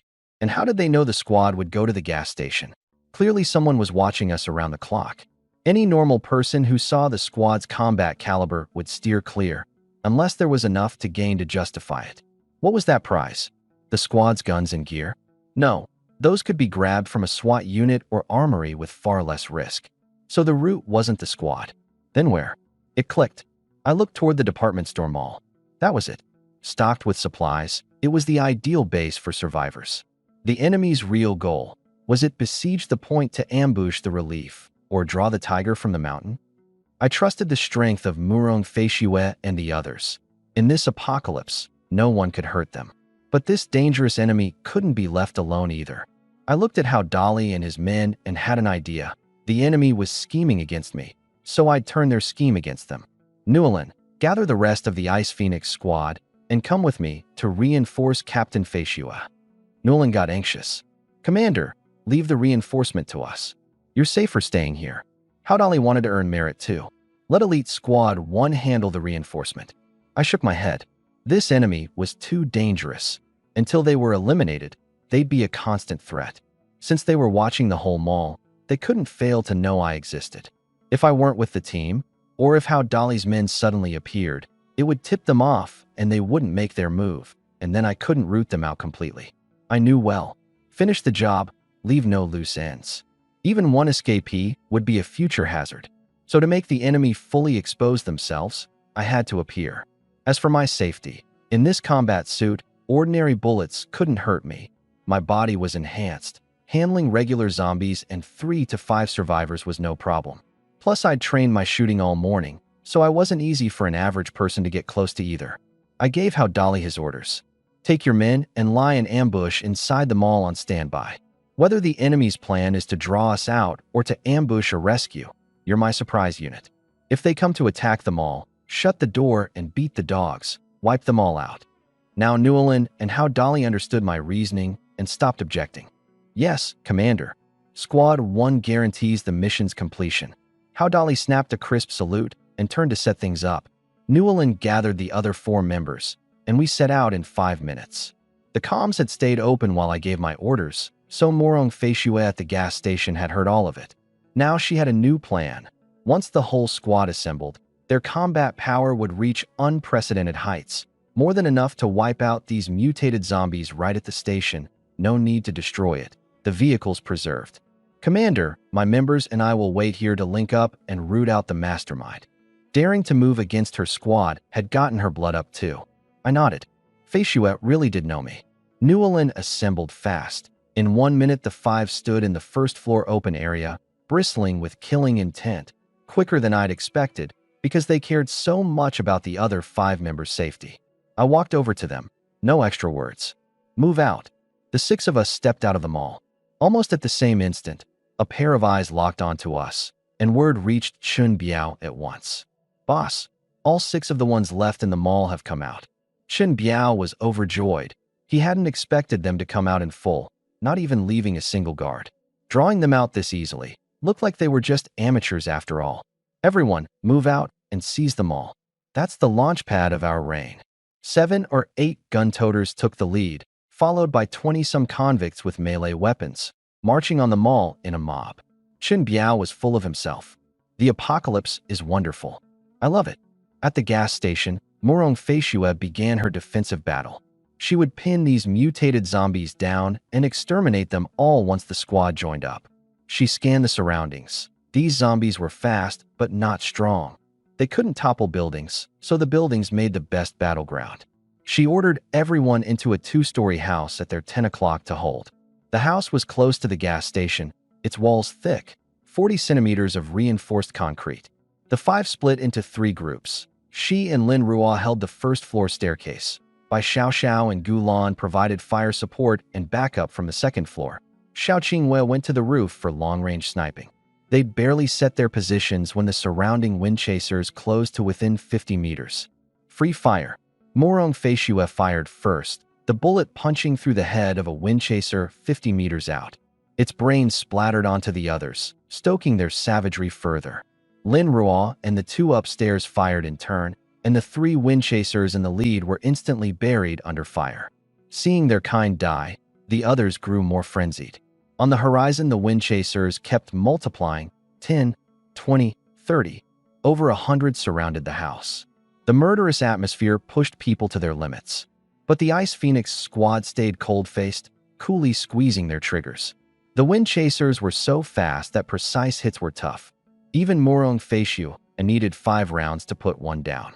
In a blink, a dozen-plus corpses piled up below, but the wind chasers had pressed to within 20 meters. At 50 meters per second, that distance was under a second for them. In a flash, 3 burst into the first floor. Using the narrow terrain of the stairwell, Morong Feishue and Lin Ruo killed 2 instantly. 1 more closed in. Morong Feishue could even smell the stench of its breath. Too close to safely fire without risking a ricochet. In that split second, she'd already drawn the Tang saber from her back. 1 stroke, and the wind chaser was cut in 2. More and more wind chasers pressed toward the first floor. A cold gleam flashed in Morong Feishue's eyes. Lin Ruo, give me one of your Tang sabers. Her other saber was on me. Adoration lit Lin Ruo's eyes. The captain was going dual blade. Without hesitation, she tossed one over. Morong Feishue leaped into the air, cut down one with a swing, caught the flying saber with her other hand, and spun her body 180 degrees in midair. Twin blades whirled like a windmill. In the narrow space, the wind chasers had nowhere to hide. Crunch. Flesh and blood flew, green blood splashing the walls on both sides. As she landed, 2 more died under her blades. In just 3 seconds, 4 wind chasers were dead. Lin Ruo's eyes brimmed with worship. The captain was the captain, still invincible. A living god of war. Morong Feishue stood at the stairway, her cold, proud presence even cowing the wind chasers surging in wave after wave, throwing off their rhythm of attack. The other 4 seized the moment to pour on fire, dropping 5 or 6 more. The sudden losses, and being cowed by a single human, seemed like a grievous insult to the wind chasers. They cried out in unison, their eyes turning fiercer.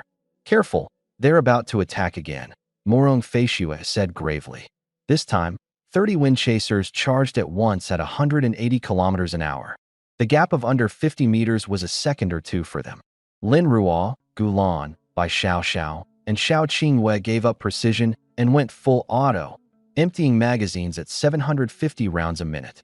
The savage fire instantly shredded 6, but the remaining 24 burst into the first floor nearly all at once. In the gap, while the 4 reloaded, the wind chasers surged toward the stairwell in a pack to tear the terrifying woman apart. Murong Feishue was terrifyingly cold, her eyes seeing nothing but her 2 blades. She moved, so fast no one could react, even producing sonic booms. Slash, thrust, flick, cleave. Simple swordwork became the deadliest of killing arts in her hands, every stroke landing on a vital point. The scariest part was her speed. Every time, you saw the blade pass before you heard the sound. In a span of seconds, she landed 7 strokes, killed 7, and held back the charge through sheer will alone. Then the 4 finished reloading and rejoined the fight. With fire support, her slaughter flowed even smoother. Across the whole first floor, all you could see was her figure dancing amid the flashing blades. When the gunfire stopped, the first floor was heaped with wind chaser corpses, half of them dead by the blade. That wave only enraged the surviving wind chasers more, and another 30 peeled off for a frontal assault, as if to grind her down with a war of attrition. The fight resumed. Murong Feishue, holding the pass single-handed with Lin Ruo's fire support, let not a single one break the line. Just then, Xiao Qingyue's grave voice came from the roof.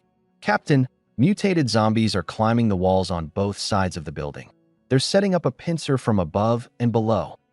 As she reported, she fired at the wind chasers reaching the rooftop. Bang! 1 shot, 1 kill. A wind chaser was dropped the instant it crested the edge, its body falling and knocking down the ones below preparing to climb. The squad's hearts tightened. They hadn't expected these zombies to faint. The frontal assault was to draw fire, the real breakthrough aimed at the roof. Xiao Qingyue's shots came faster and faster. Clearly more and more wind chasers were climbing up. She couldn't hold alone for long. Murong Feishue couldn't leave the first floor, and the 2 on the second were tied up too. If anyone went to help the roof, the wind chasers would break through the second floor, creating a 3-way pincer. A flicker of struggle crossed Murong Feishue's eyes. Abandon the gas station? But once abandoned, they'd lose forever the chance to wipe these things out, and leaving them alive was a mortal danger. She waited while swinging her blades. Rat-tat-tat. Just then, a burst of dense gunfire rang out, rounds slamming into the walls on both sides, riddling the climbing wind chasers in seconds. Bodies dropped one after another, crushing many zombies below. "Captain, the zombies on the roof are dealt with," came Xiao Qingyue's delighted voice. Murong Feishue didn't lose focus, swiftly cutting down 3 beside her, then looked toward the horizon. I stood there, rifle in hand, smiling at her. "Feishue, we've arrived." My cheerful voice rang in every squad member's ears, and it was as if they'd been filled with unprecedented courage. Murong Feishue's fighting spirit surged back, and she gave the order. "Everyone, attack. Wrap up these mutated zombies in one net." Inside the building, she led the team out on the offensive. Outside, I led the other 5 women in an encircling move, cutting off the retreat. Our sudden appearance caught the mutated zombie pack off guard, throwing them into chaotic scramble. But in front of elite warriors, disorderly scrambling was just suicide. I looked at the mutated zombies not far off. Time to test my marksmanship. A burst swept across, and in 1 second a wind chaser was riddled into a sieve. My gaze swept the pack and caught a wind chaser of huge size, far faster than the rest. The instant our reinforcements arrived, it abandoned the main body and fled into the distance under cover of the buildings. Asterisk, could it be an intelligent zombie? Their leader? Asterisk. My heart jumped. I knew it absolutely could not be allowed to escape today. I raised my rifle and aimed, Newland's techniques flashing through my mind and turning to practice in a single second. By now it had fled 400 meters off onto the highway, the field of view open. Having run that far, it seemed to feel safe and slowed down. I fired. Bang! The bullet shot out at 735 meters per second and struck its head 0.7 of a second later. A green flower bloomed on the highway, and the zombie leader's huge body slumped lifelessly to the ground. Newland's group had also entered the fight, forming a 2-sided pincer with Murong Feishue. Their shooting outclassed mine. 3 shots to precisely kill a leaderless zombie. Gunfire crackled around the gas station and didn't stop for over 10 minutes. The 150 mutated zombies of the surprise assault were exterminated, and the 2 squad have linked up without a hitch. Without my order, Morong Feishue and the others began clearing the field. She remembered what I'd said, that the green crystals in mutated zombies' heads were important, the energy source for future weapons. The 10 of them paired up and began cracking skulls on the mutated zombies. I sat on the bulldozer and opened the system and got a shock. I'd gained 15,000 creation coins. That meant the wind chasers averaged 100 coins each. 15,000 was enough to summon 3 elite infantry squads, tripling my forces in one stroke. I'd never fought such a profitable battle in my life. Sure enough, the stronger you got, the easier earning creation coins became, and your strength snowballed bigger and bigger. But I didn't plan to summon 3, only 2, for 2 reasons. First, this incident had shown me the team's weakness, a lack of effective reconnaissance. With recon, today's ambush would never have succeeded. So I planned to spend coins on recon equipment blueprints. Second, my creation level was only tier 1. The ammo I could replenish daily was limited, and I couldn't sustain that many people. An army burns through astronomical amounts of ammo. The initial gear was free, but all the resupply came out of my pocket, a massive logistics burden. I'd summon 2 elite infantry squads first, just enough to form an elite platoon, then go to the city's armory and SWAT depot to get plenty of ammo before expanding further. Better to wait until I had blueprints for an ammunition line and a weapons line before mass-producing troops. A strong army has to be matched by strong logistics. Without stable logistics, it's all castles in the air. No sooner thought than done. I summoned 2 elite infantry squads. 2 more 04 IFVs appeared in the gas station, each with 12 elite soldiers, geared identically to Hao Dali's squad. The 2 squad leaders walked up and saluted. Reporting, Commander. Xiang Daji, leader of Elite Squad 2, reporting. Chen Xiao, leader of Elite Squad 3, reporting. I nodded with satisfaction and returned the salute. Leader Xiang, Leader Chen, welcome. I looked at the female squad collecting crystals and gave the 2 leaders an order. Have a few stand watch. The rest, go help the Ice Phoenix Guard clear the field. Then I opened the shop, searching for a blueprint to boost recon capability. Soon, one blueprint caught my eye. The ZWZ Recon and Strike Ultra High-Speed Drone, 4,500 creation coins, production time 1 hour per unit. It carried radar, thermal imaging, and optical reconnaissance systems, with an internal radio transmitter that could provide signal to friendlies within a 300-kilometer radius. In a pinch, it could serve as an emergency satellite. It could operate in all extreme weather and terrain, with a maximum range of 10,000 kilometers, a ceiling of 30,000 meters, a top speed of Mach 9, and could loiter at 30,000 meters for 3 days and nights. At that altitude, the camera could clearly photograph an ant on the ground. Vertical takeoff and landing, excellent anti-jamming. The wings could carry 4 missiles on each side, and it could carry 500 kilograms of explosives itself. I traded for it on the spot. Ding! Recon and Strike Ultra High-Speed Drone Blueprint acquired. Knowledge points raised by 200, now at 1,390. The moment I unlocked it, the structural schematics and the materials science and aerodynamics knowledge flooded into my mind. Those 200 knowledge points raised my physical attributes another 20%, a visible improvement. I made one right away. The first build of a new blueprint is essentially instant. Soon a magnificent drone sat on the gas station ground. To my delight, the wings carried 4 missiles, 2 PL, 15 medium to long-range air-to-air missiles, range over 180 kilometers, and 2 AFK, 88C air-to-ground missiles, range over 300 kilometers. These were the matching initial munitions. The only pity was just 4. Eyeing the missile blueprints in the shop, my fingers itched. I wished I had a billionaire's fortune to buy them all in one go. Just then, Leader Xiang found Morong Feishue and said warmly, Captain Morong, leave the dirty work to us men. You just fought a big battle, go rest. Morong Feishue shook her head. So many mutated zombies. How could we leave it all to you? Let's do it together. Leader Xiang put on a stern face. Captain Morong, that's not right. Fighting takes a balance of work and rest.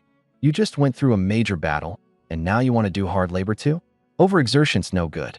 Besides, we're new here. You've got to give us a chance to earn some merit, right? If you won't take your members off to rest, I'll have to assume you don't welcome us.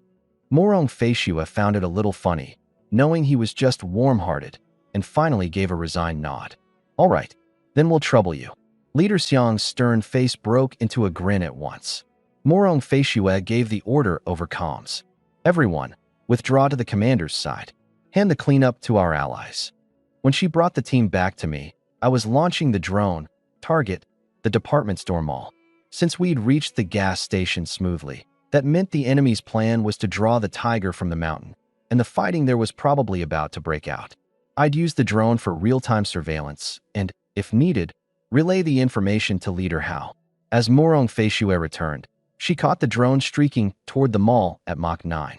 Soon the drone hovered at 10,000 meters above the mall and began electronic reconnaissance.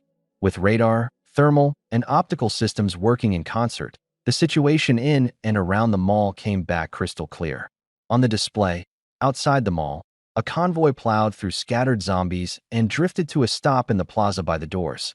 The doors opened, and 7 or 8 burly men toting Type 95 rifles got out first, scanning around and clicking their tongues in amazement. These people are something else. They've basically cleared out all the zombies near the mall. Too bad. This is about to be our turf. Confirming no threat, the melee-armed men climbed out too. Chun Biao stepped out with a cigar in his mouth, full of swagger, his eyes vicious, and pointed at 4 or 5 men with machetes. You lot, go in and take a look. They went reluctantly but didn't dare show it, creeping into the mall warily. One big guy pushed the main door. It opened easily.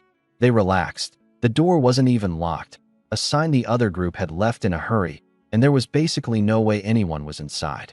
They tiptoed in. Dead silence. A glance over the first and second floors more or less confirmed no one was there. Not wanting to take risks, the convicts pretended to search around, then shouted toward the door, "Boss, nobody inside, totally safe." Chun Biao set aside his worries, figuring there couldn't be anyone. It was just professional caution that made him careful. Everyone in. The mob poured into the mall, jostling, without a shred of discipline. Meanwhile, inside the mall, a pair of cool eyes watched their every move. Hole 1, this is hole 3. They're inside, 32 total. 8 with guns, 7 with crossbows, the rest with machetes and steel pipes. 1.86 meters, orange clothes, smoking a cigar. That should be the leader. The sniper scout relayed the information word for word to Hao Dali. Hao Dali lay hidden in a second-floor corner. The 2 snipers across from him had already locked onto the gun-toting targets, and 2 light machine guns were set up at the 2 staircase mouths, sealing off the enemy's advance and retreat. Behind the first-floor shelves, 7 soldiers lay in concealed positions, muzzles trained on the entrance. Hole 3, keep eyes on the leader.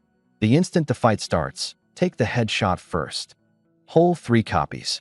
Hao Dali's voice came over the squad net, full of fight. All combat personnel, sharpen up. This is the first battle the commanders entrusted to us. Finish it clean, don't embarrass me. Copy.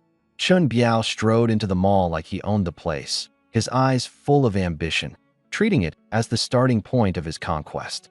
He had no idea that the moment he stepped in, this place had become his grave. Once everyone was inside, Hao Dali gave the order at once. Attack.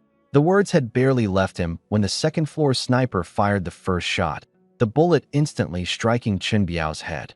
The massive kinetic energy burst his skull like a watermelon, blood spraying his nearby underlings. The sudden gore froze them in place, no reaction. Chun Biao fell, taking his fantasy of an emperor's dream with him. Almost simultaneously, the first-floor soldiers and the 2 second-floor machine guns opened up together. Rat-tat-tat. Bullets rained down on the bewildered thugs like a downpour. 7 or 8 were killed within seconds. The others snapped too. One gun-toting thug with some standing rolled behind the shelves and sprayed wildly. Ambush, return fire. The ones without guns had been scared witless and scattered, instantly picked off by precise shots.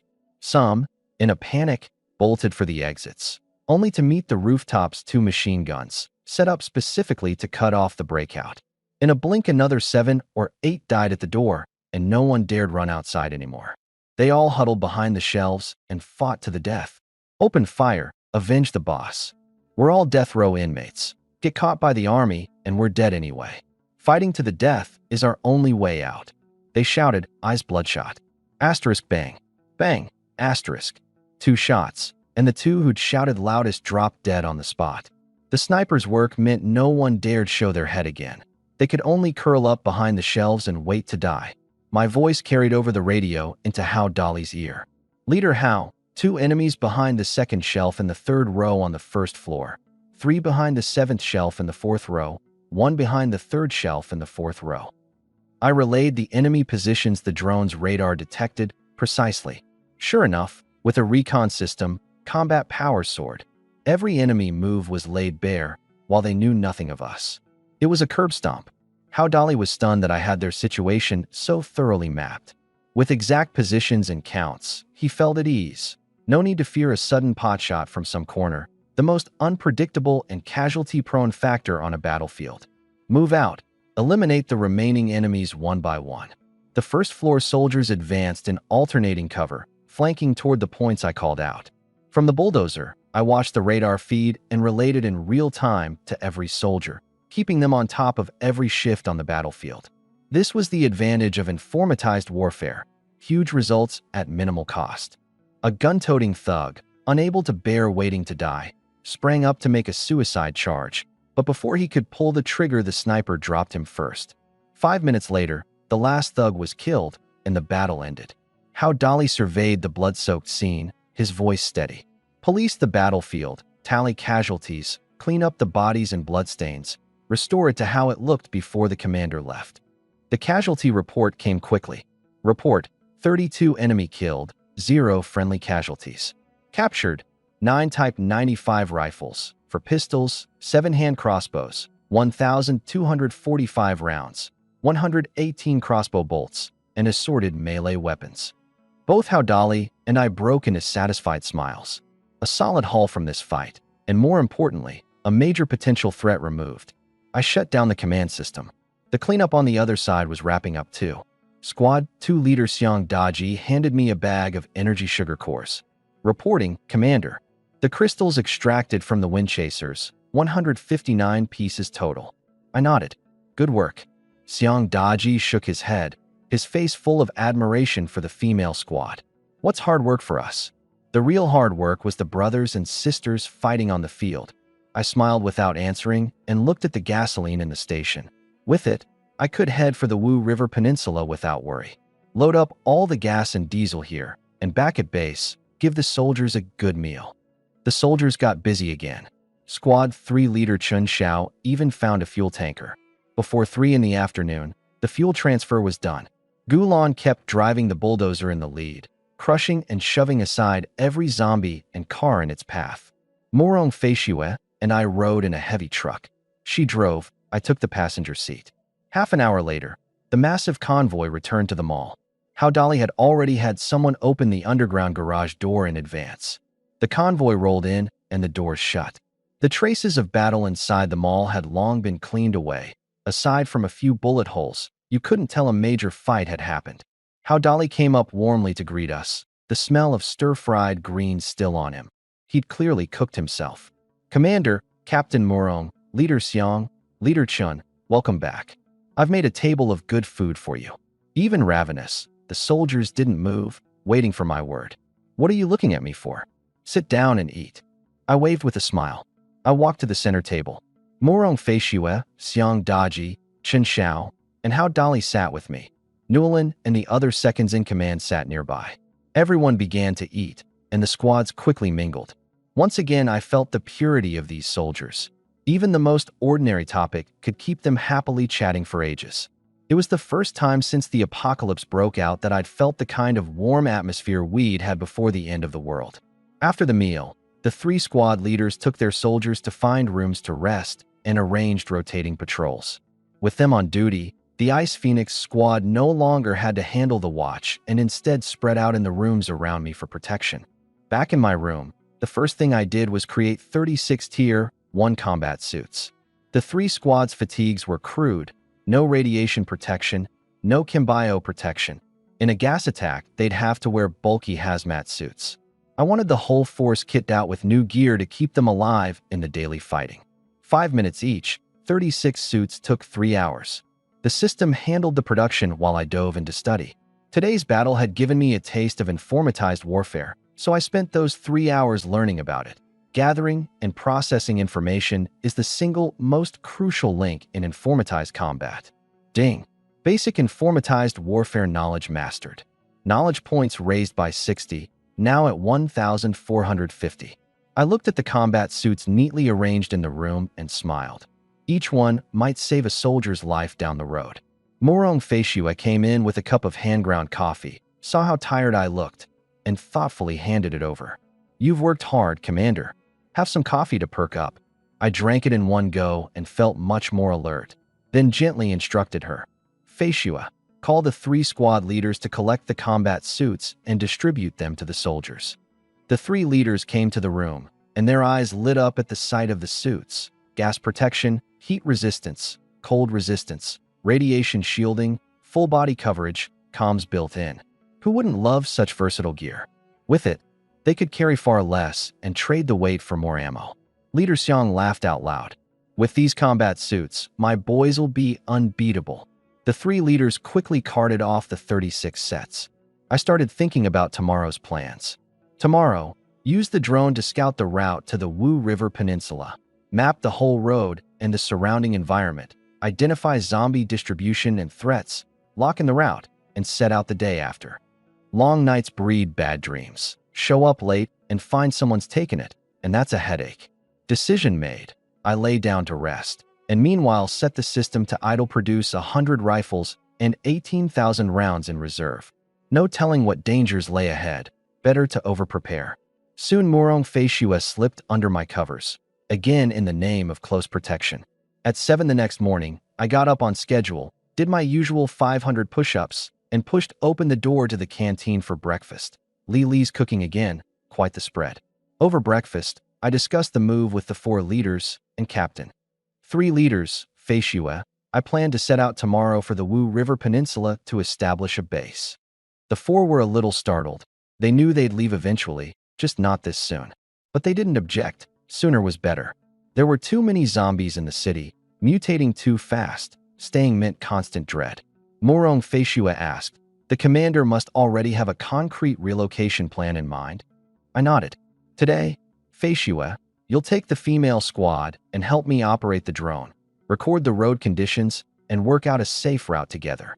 Using the drone for recon needed people strong in electronics with a scout's instincts. For now, only Morong Feishua's squad fit the bill. They were proficient with all kinds of electronics and skilled in all environments. Indispensable helpers. Morong Feishua didn't hesitate. "Understood. I'll handle the route intel." I turned to the 3 leaders.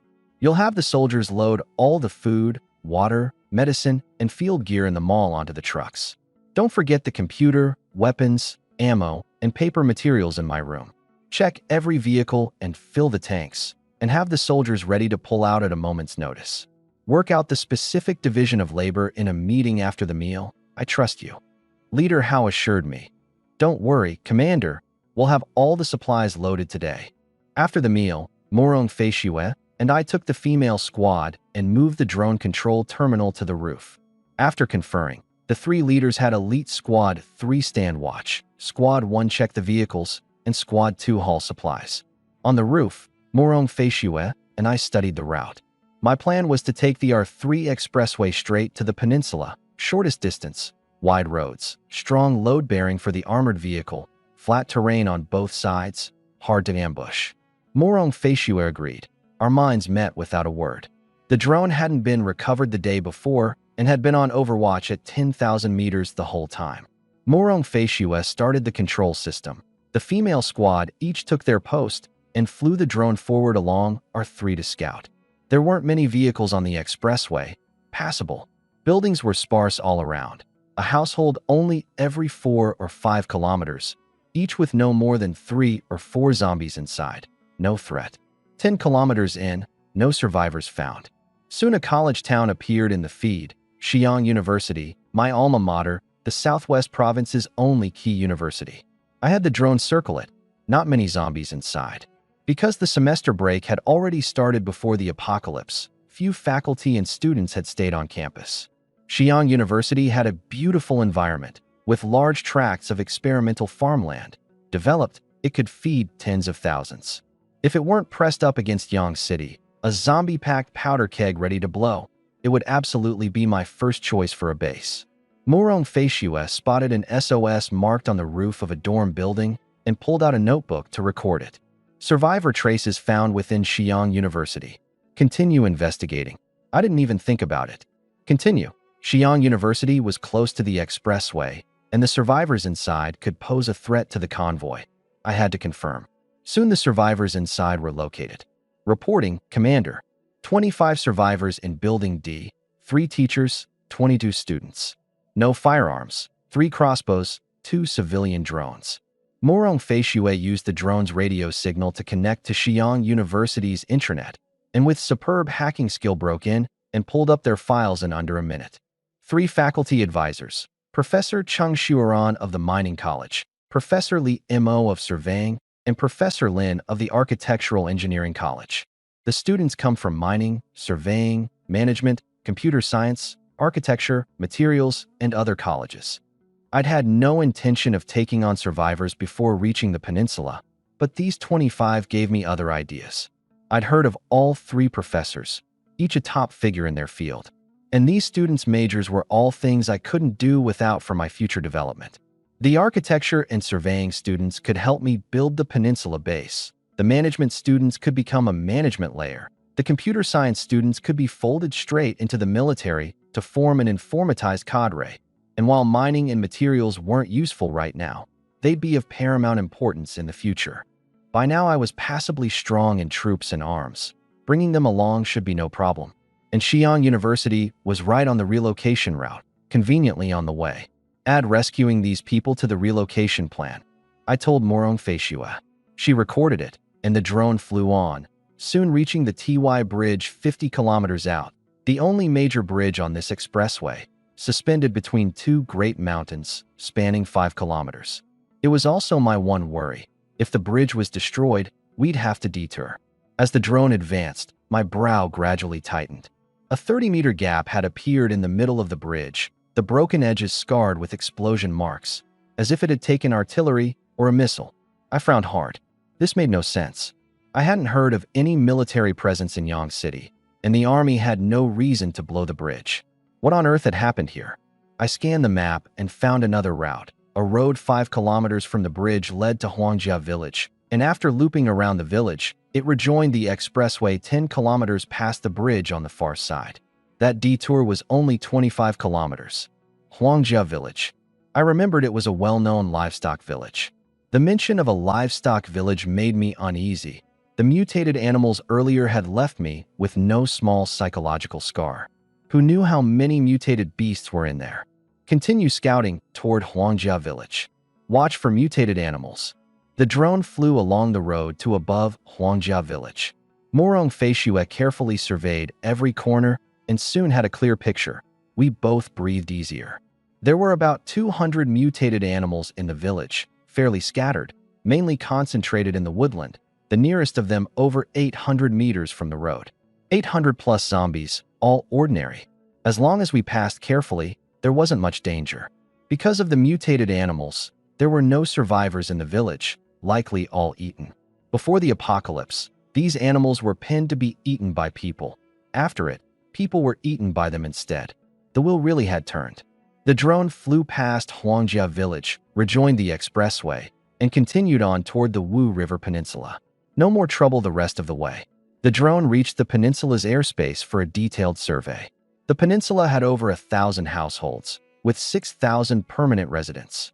Being a resort, it had no high-rises. The tallest building, the Peninsula Elementary School, was only 5 stories.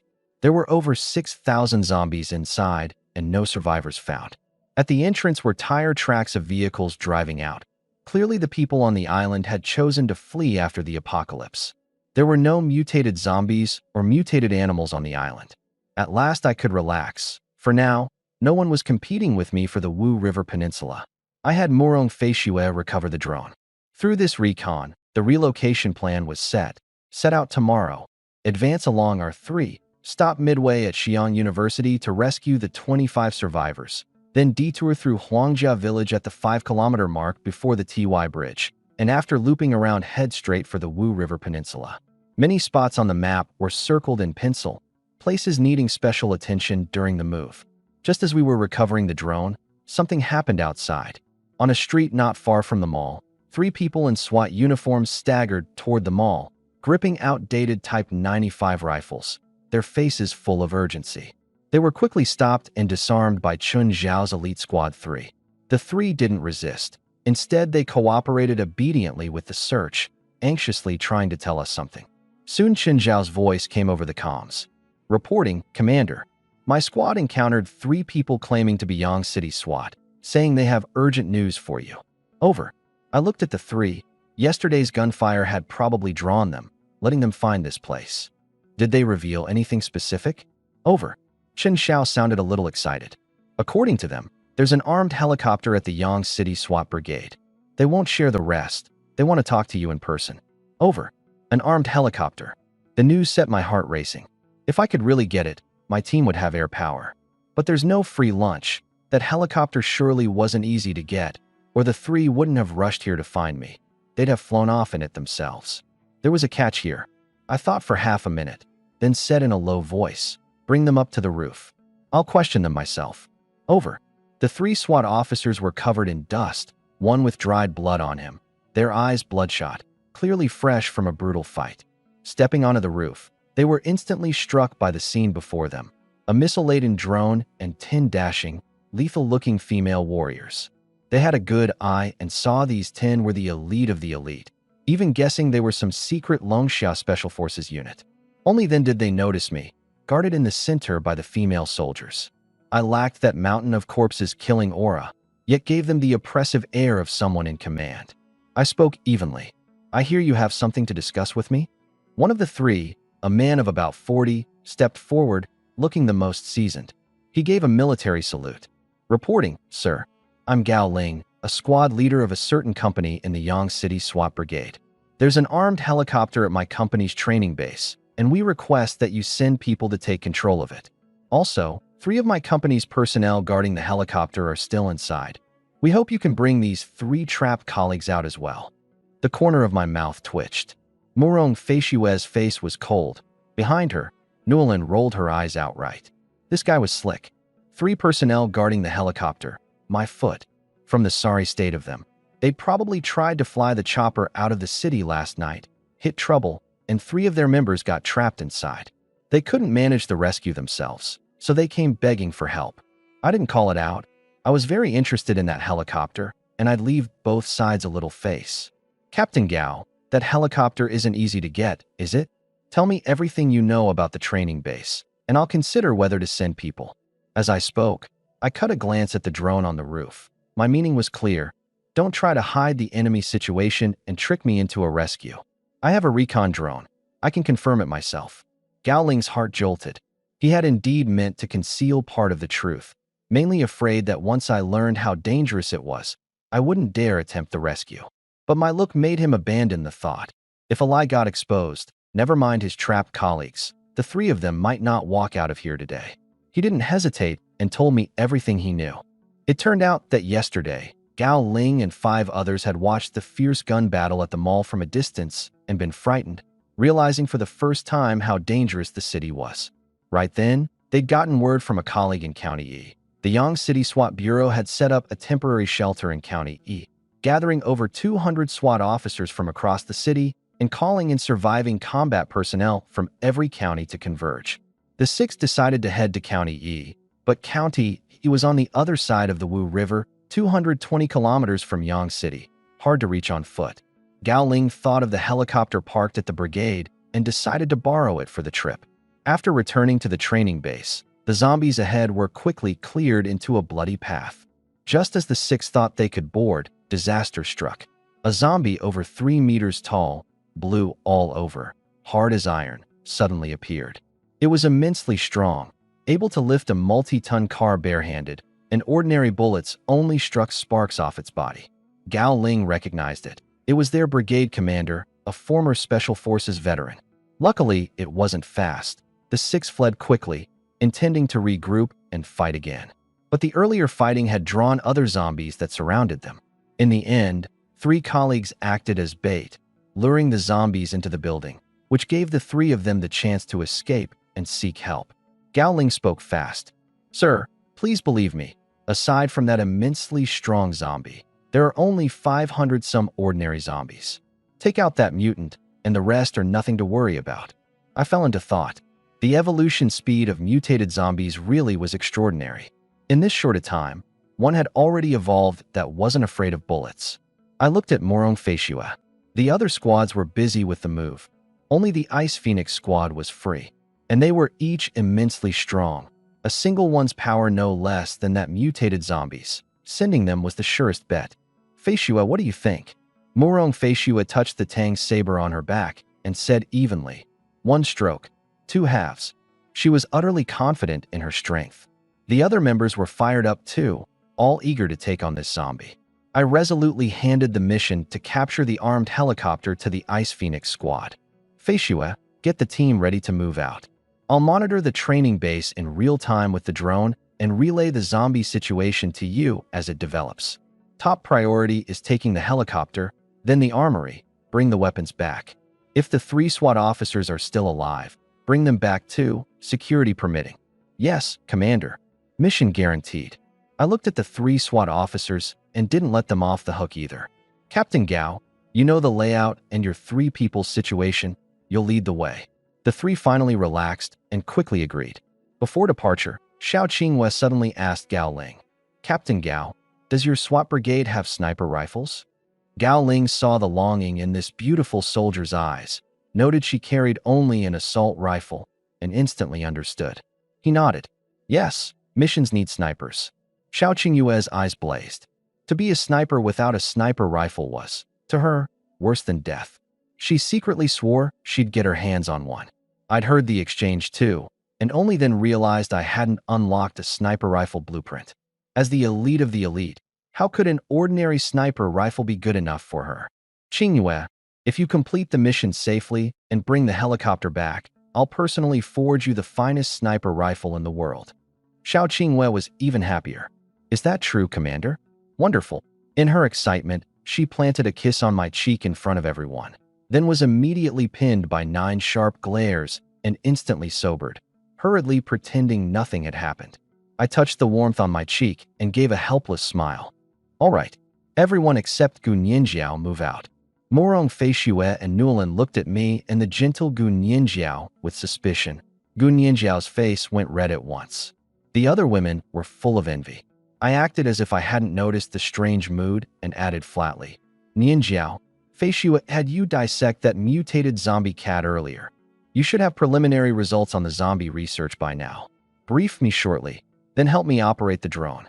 There was a line I left unspoken, and incidentally, "Protect your squishy commander." At that, the others suddenly understood and realized they'd misread the situation. Morong Feishue gave the order directly. "Move out." After the others left, I launched the drone and sent it toward the SWAT training base 15 kilometers away. While keeping an eye on the drone, I listened to Gu Nianjiao's report. Reporting, "Commander, based on my research, the zombie virus is remaking every infected host. It's cultivating chloroplasts in their cells, letting the infected photosynthesize and freeing them from dependence on predation. So calling them zombies isn't really accurate. More precisely, they're plant people." This was within my expectations. But one thing caught my attention. "Nianjiao, if they've freed themselves from dependence on predation, why do they still actively hunt normal humans?" Gu Nianjiao's expression turned grave. "To kill their natural enemies." "Kill their natural enemies?" To the plant people, any human or animal above them on the food chain is a natural enemy. For the survival of their species, they've had the instinct to kill or infect animals carved into their genes. That instinct drives them toward every uninfected human and animal, until nothing remains on the Azure Star but plants and plant people. The reason they haven't gone all out yet is that they haven't fully adapted to the virus. My brow furrowed.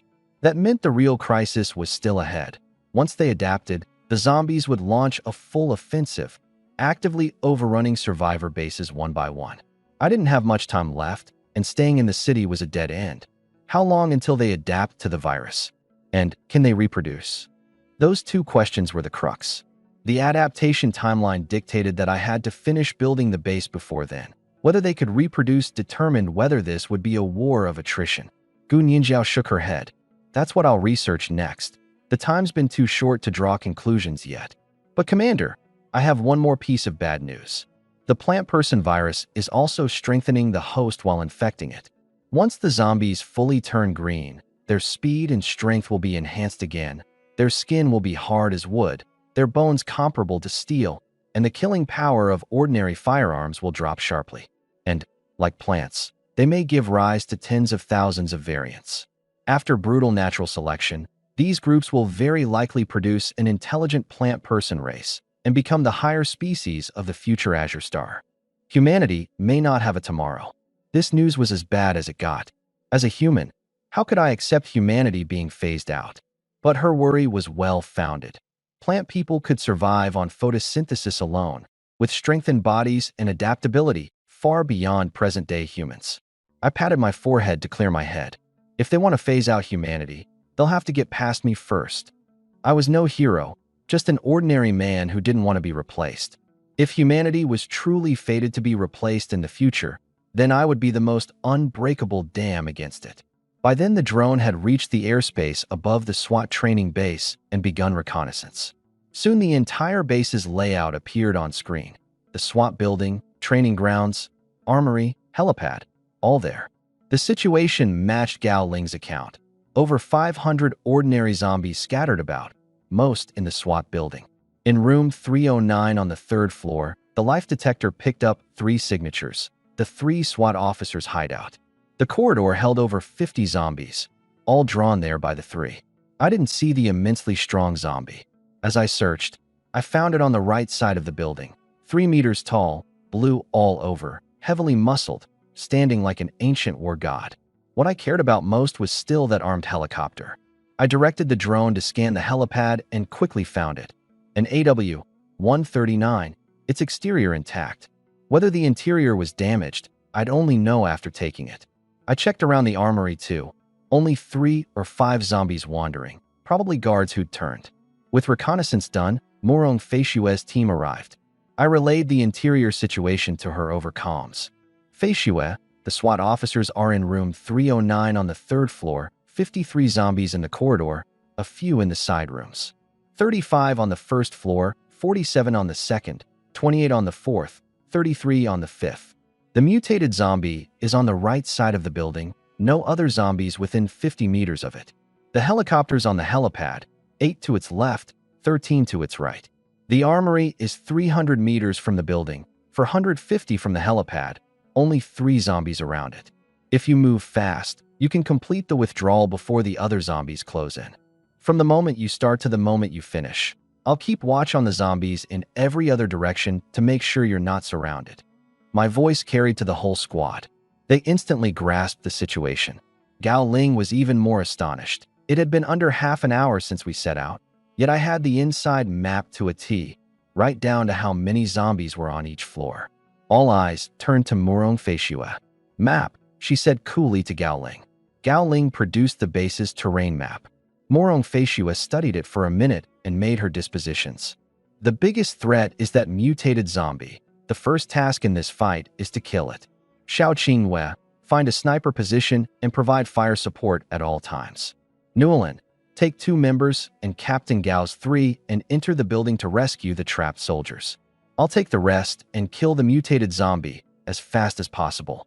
After Phase 1, I'll go to the helipad and secure the helicopter, keeping our escape route open. Newland, you keep leading your group and Gao Ling's 6 SWAT to the armory to seize the weapons, then rendezvous with us at the helipad. Xiao Qingwei was still set on a sniper rifle. Captain, after we rescue the trapped personnel, I want to join the fight to take the armory. Morong Feishue saw she couldn't wait and agreed. With clear assignments, the 12 split into 2 groups. Morong Feishue led Lin Ruo, Lu Xianyun, by Xiao Xiao, and Li Li, advancing carefully along the walls. Below the building sat several badly mangled SWAT vehicles, like they'd been struck by a giant hammer. One with its door torn clean off, another flipped over, gasoline leaking out and staining half the courtyard. 35 meters off, a car in pieces looked like it had been lifted and hurled over 30 meters. The scene sobered everyone. How terrifyingly strong was whatever had wrecked them. Eyeing the leaking fuel, Morong Feishue's face darkened. Stow your guns, in case a spark from a round ignites the gasoline. A car explosion wasn't the scary part. The scary part was that the blast would draw every zombie in the city. The others stowed their rifles and drew their melee weapons. Rounding one side of the building, Morong Feishue reached the right side and, across a few dozen meters, saw her target. The zombie standing like an old tree in a flower bed, bathing in sunlight, photosynthesizing. She signaled caution. She'd take the zombie one-on-one. The others had full confidence in her ability. In close combat, their captain was the strongest on land. Morong Feishue drew her Tang saber and charged at blinding speed. The blade gleamed cold in the sun. In under half a second, she was in front of the zombie, the saber turning into icy light slashing at its neck. Clang! The blade bit into the neck with the sound of striking metal, then caught on the bone, sunken only about 2 centimeters. The Tang saber shuddered violently, pushed to its limit. What hard bone! On par with specialty steel, no wonder bullets don't bother it. She didn't lose confidence. If anything, her competitive spirit was roused. The sudden attack alerted the zombie, which roared in fury and swung a massive fist with the force of several tons at her head. The wind off the punch alone stung the face. Morong Feishue stayed calm in the face of danger, didn't even dodge, and used a Taicha-like grappling move, her arm spiraling around its arm to drain the force. The fierce punch went soft in an instant. Then she made her hands into palms and gave its chest a light push. That delicate frame erupted with unimaginable power. The 3-meter zombie flew like a shell out of a barrel, hurled back over 20 meters and slamming into the ground. As it flew, Morong Feishue's reflexes were quick. She used the momentum to wrench the saber free from where it had caught in the neck. Boom! The zombie landed, smashing a huge crack into the concrete. It struggled to rise, but couldn't for the moment. That palm strike had shattered its steel-like spine. Morong Feishue gave it no chance and closed in again. Knowing its bones were tough, this time she put everything into it, several tons of force concentrated on the blade, and cleaved its neck. The mutated zombie's head parted from its body. She crushed its skull and removed the thumb-sized green crystal inside. The captain's the captain. She settled that dreaded mutated zombie in under 3 moves. Lu Xianyun marveled in admiration. Lin Rua's face was full of longing too as she gripped her saber. Someday I'll become a powerhouse like the captain. Bai Xiaoxiao patted the two. Let's go, the mission's not over.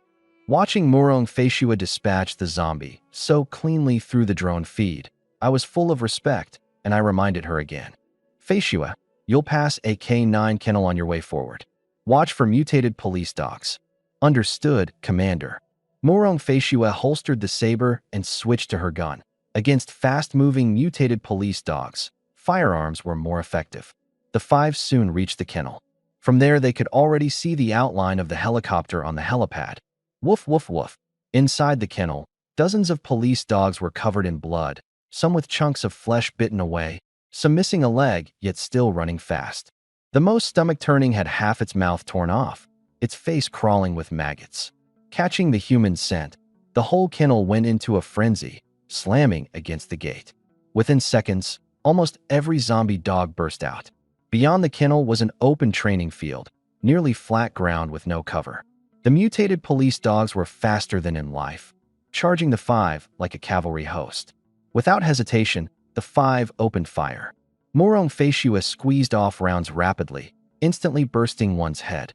White brains and green blood sprayed. The zombie dog hit the ground and slid from momentum, leaving a trail of rotten flesh and maggots. Lily couldn't suppress a shudder. I don't think I'll be able to eat dinner tonight. Bai Xiaoxiao shot her a look and fired 2 quick rounds, killing 2 more.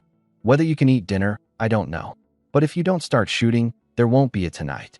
As she spoke, Morong Feishue dropped 3 more in 3 shots. Li, Lin Ruo, and Lu Xianyun joined in, gunfire constant, zombie dogs falling one after another. But they were too fast and kept closing in. Fire and fall back, Retreat toward the helipad, Morong Faishua said, kiting them. The 5 moved as one, covering and withdrawing. The training field filled with more and more zombie dog corpses.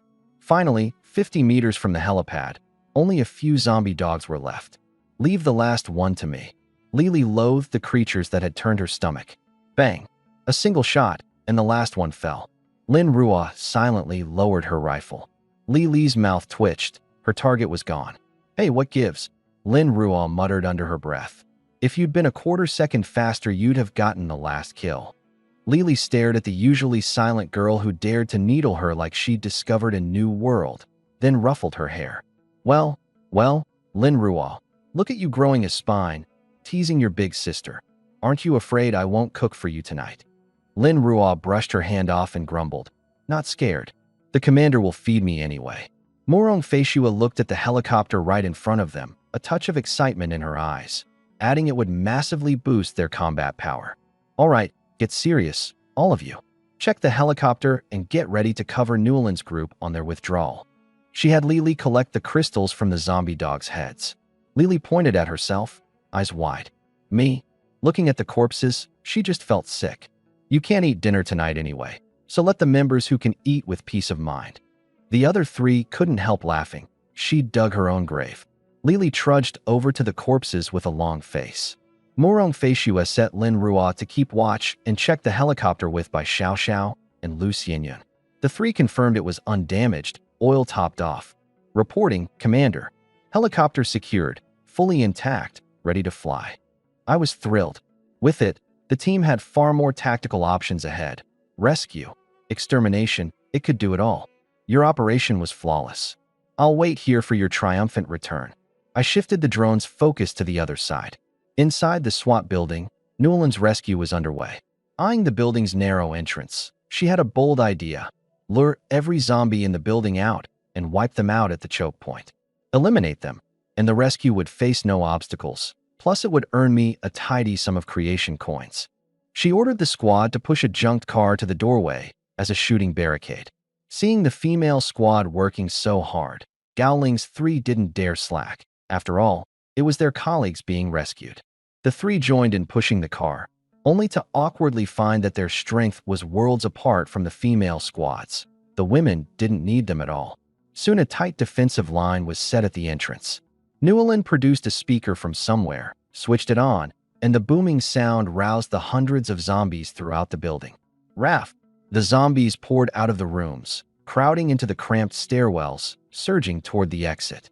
Inside room 309, the 3 trapped SWAT officers had been in despair, their guns long out of ammo, their food gone. Sister Lin, looks like we're really going to die here, one young officer said weakly. Across from him was the department beauty, Lin Mingling. Her face was pale too as she stared at the ceiling, with no answer in her heart. But as a SWAT officer, she'd long learned resilience and forced out a smile. Xiao Wang, don't say that. We agreed to make it to County. The captain and the others won't abandon us. I'll cherish you with all my life. A blaring pop song suddenly came from outside. The 3 were incredulous. Who'd be playing music at a time like this? Lin Mingling crawled up, went to the window, and looked down, her despair instantly turning to overwhelming joy. Xiao Wang, Xiaoli, the captain brought people to save us. The 2 crawled over too, and at the sight of the squad arrayed and ready below, they were so moved they nearly wept. Below, more and more zombies poured out from everywhere, jamming the narrow exit. Hundreds of zombies, reeking horribly, packed one against another, even trampling each other, roaring toward the squad's line. Gao Ling's 3 gripped their Type 95 rifles as if only that gave them courage. Every member of the female squad, meanwhile, was perfectly calm. Seeing the zombies about to clear the building, Newland gave the order. Ladies, fire. Don't embarrass us in front of the commander. The female squad's guns spat tongues of flame. Spirits high, knowing I was watching through the drone, they brought their A-game.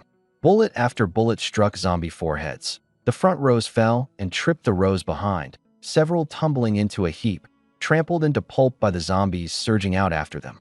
The female squad's precise shooting was deadly accurate. Not a single zombie made it out of the building. Gao Ling was secretly stunned. Nearly every one of them was a crack shot. If his own officers faced an opponent like this, they'd probably be wiped out within 10 minutes. A thought suddenly surfaced. Forget County E. Join this mysterious commander. Only by following him could you carve out a place in the apocalypse. He shook off the thought, deciding to save his comrades first. We go too. The 3 SWAT officers weren't bad shots either, managing a head every 3 rounds. The ground outside the building quickly filled with zombie corpses. Minute by minute, the front of the building held nothing but gunfire and snarls. Green blood pooled under everyone's feet, and a small mountain of corpses soon rose. The zombies inside dwindled, then vanished entirely.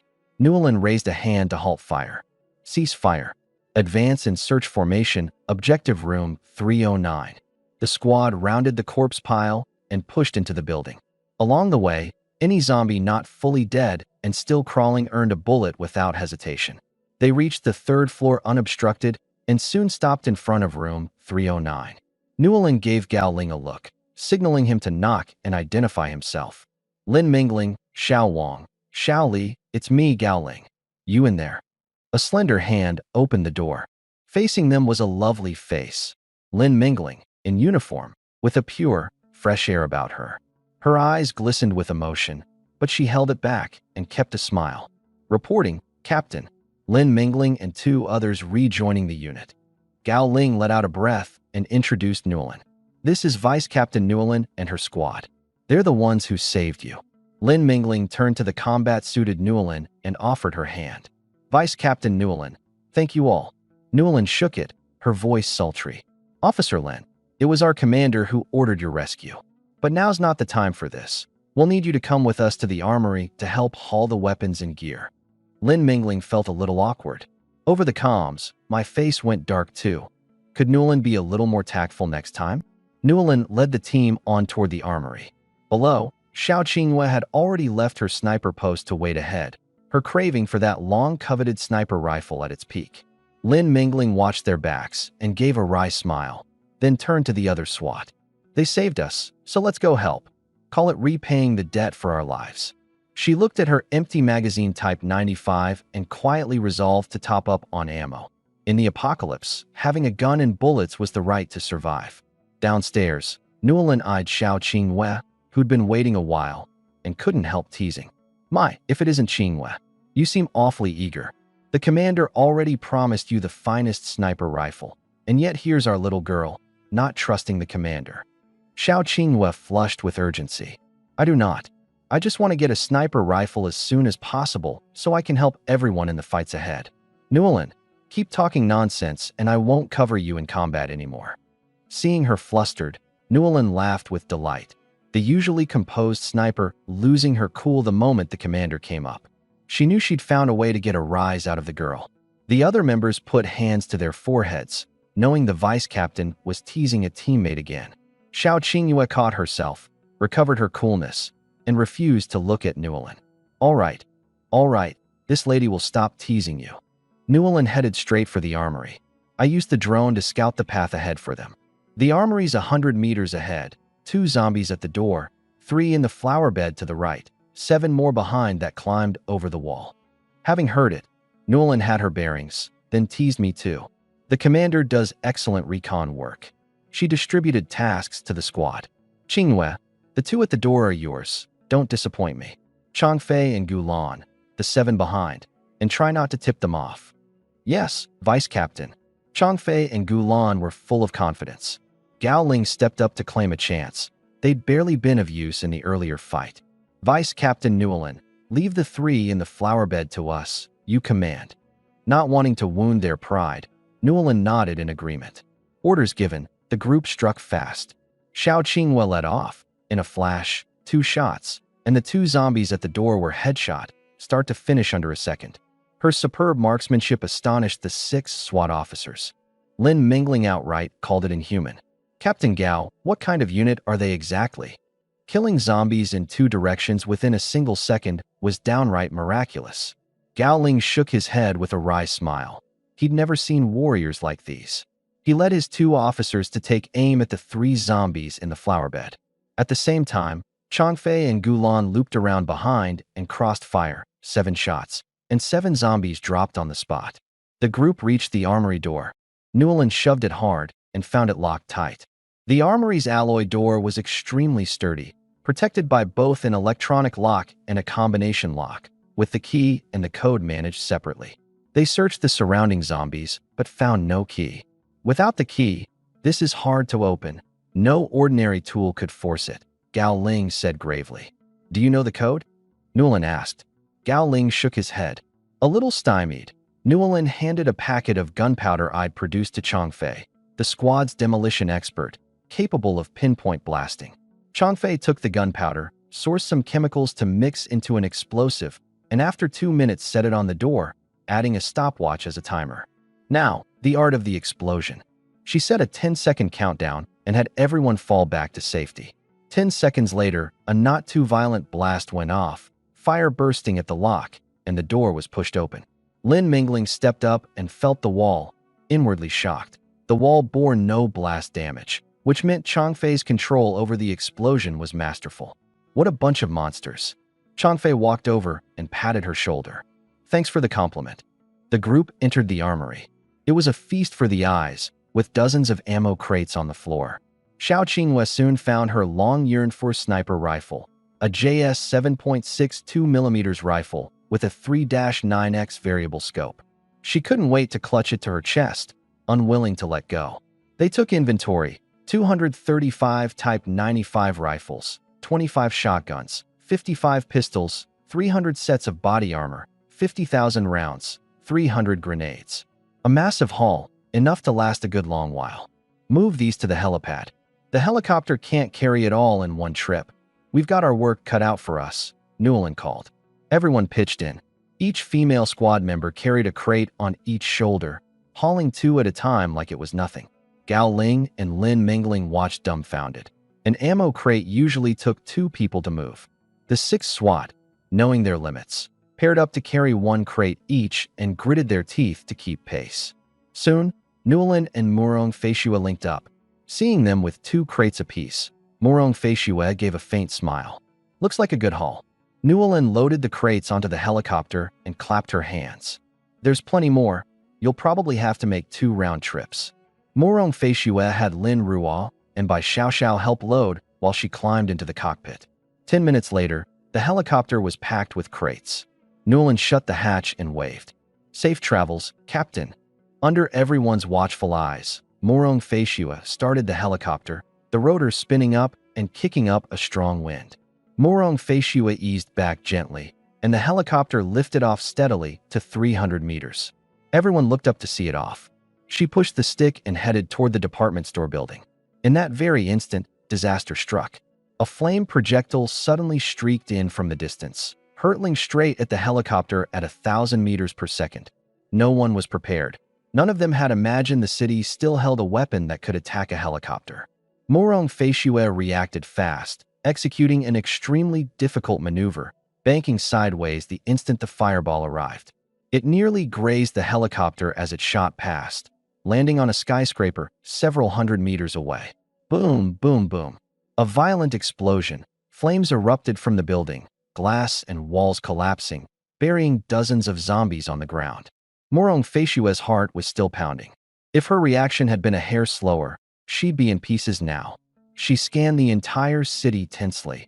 Right now, it was like a monster with its jaws gaping wide. The people on the ground had gone pale too. Newland pressed on the comms. Hey, Captain, you alive? Because if you're dead, I'll be the new Ice Phoenix captain, and I'll have the commander all to myself. Only Newland could crack a joke at a time like this. Murong Feishue couldn't help a resigned laugh. Keep dreaming. The commander belongs to everyone. No one gets him all to herself. Right then, Murong Feishue sensed she'd been locked on. She instinctively banked the helicopter to the right. Almost simultaneously, another fireball came in from within the city, grazing the spot the helicopter had just occupied and destroying a tower block. 2 consecutive attacks put her on maximum alert. Inside the mall, watching this through the drone, my face turned grim. What kind of thing was this, daring to move against my people? Feishue, emergency landing, evade their fire. Murong Feishue didn't hesitate and force-landed back at the training field before the next strike. Under the cover of the surrounding high-rises, the attacker lost its target. The fireballs blasted aimlessly, one striking a skyscraper 500 meters off, sending rubble and glass flying over 100 meters. Everyone on the ground scrambled for cover. Son of a bitch, it really reaches far. Gao Ling couldn't help cursing. Morong Feishue's face was stern. With an unknown threat present, leaving by helicopter had become nearly a fantasy. And the source of those fireballs was a major danger in itself. They were unwilling to give up the helicopter. It was the only air weapon they had. I stared at the drone feed, which showed only the fireball's trajectories, not the launch point. The enemy was outside the drone's recon range. I only had a rough direction, southeast. But at the fireball speed, that range was too vast, spanning dozens of kilometers. I instructed Gun Yinjiao, based on the trajectories of the 3 fireballs, find that thing's hiding place. Whatever was launching those fireballs had touched my reverse scale. Morong Feishua had brushed past death twice. Anything that dared move against my people had only one road, death. Gun Yinjiao was furious too. She took up the map and began calculating with a pen. Commander, give me 3 minutes. While she calculated, I contacted Morong Feishua over comms. Feishua, you're not hurt. Commander, who am I? The strongest on land, Morong Feishua. What can a mere fireball do to me? Relax, I didn't lose a single hair. Hearing her still able to joke, I fully set my heart at ease. Feishua, everyone, rest assured. I'll destroy the thing attacking you soon and bring you all back safely. My people come back, every single one. Raf, the sound of zombies came, and everyone's faces shifted. Beyond the training field, zombies were climbing over the wall one after another. Commander, requesting recon on the zombie movements within 1 kilometer of us. Morong Feishua had sensed something off. It seemed they were being surrounded by zombies, and quite a few. Xiao Qingyue, 1 shot 1 kill, picked off the zombies climbing the wall with her newly acquired sniper rifle. I didn't dare delay and scouted within 1 kilometer with the drone. The result darkened my face. Every zombie within 1 kilometer was converging on the SWAT base, of all kinds, numbering in the tens of thousands, mixed in with speed types like zombie dogs, zombie cats, and wind chasers, as well as iron bone tyrant zombies. The green on the zombies' bodies had grown deeper, now covering nearly 1/3 of them. I recalled Gun Yinjiao's conclusion and sharply realized the zombies could no longer wait to wipe out humanity. The helicopter's noise earlier had been the fuse. Feishua, tens of thousands of zombies within 1 kilometer are gathering on you, including zombie dogs, zombie cats, wind chasers, tyrants, and other variants. Everyone's expression turned grave. Surrounded on all sides, their only escape route, the air, cut off by the fireballs, they were nearly cornered. Feishua, have the team hold out for 10 minutes. In 10 minutes I'll take out the fireball source, and then you withdraw by helicopter. Commander, we'll hold. Morong Feishua replied with conviction.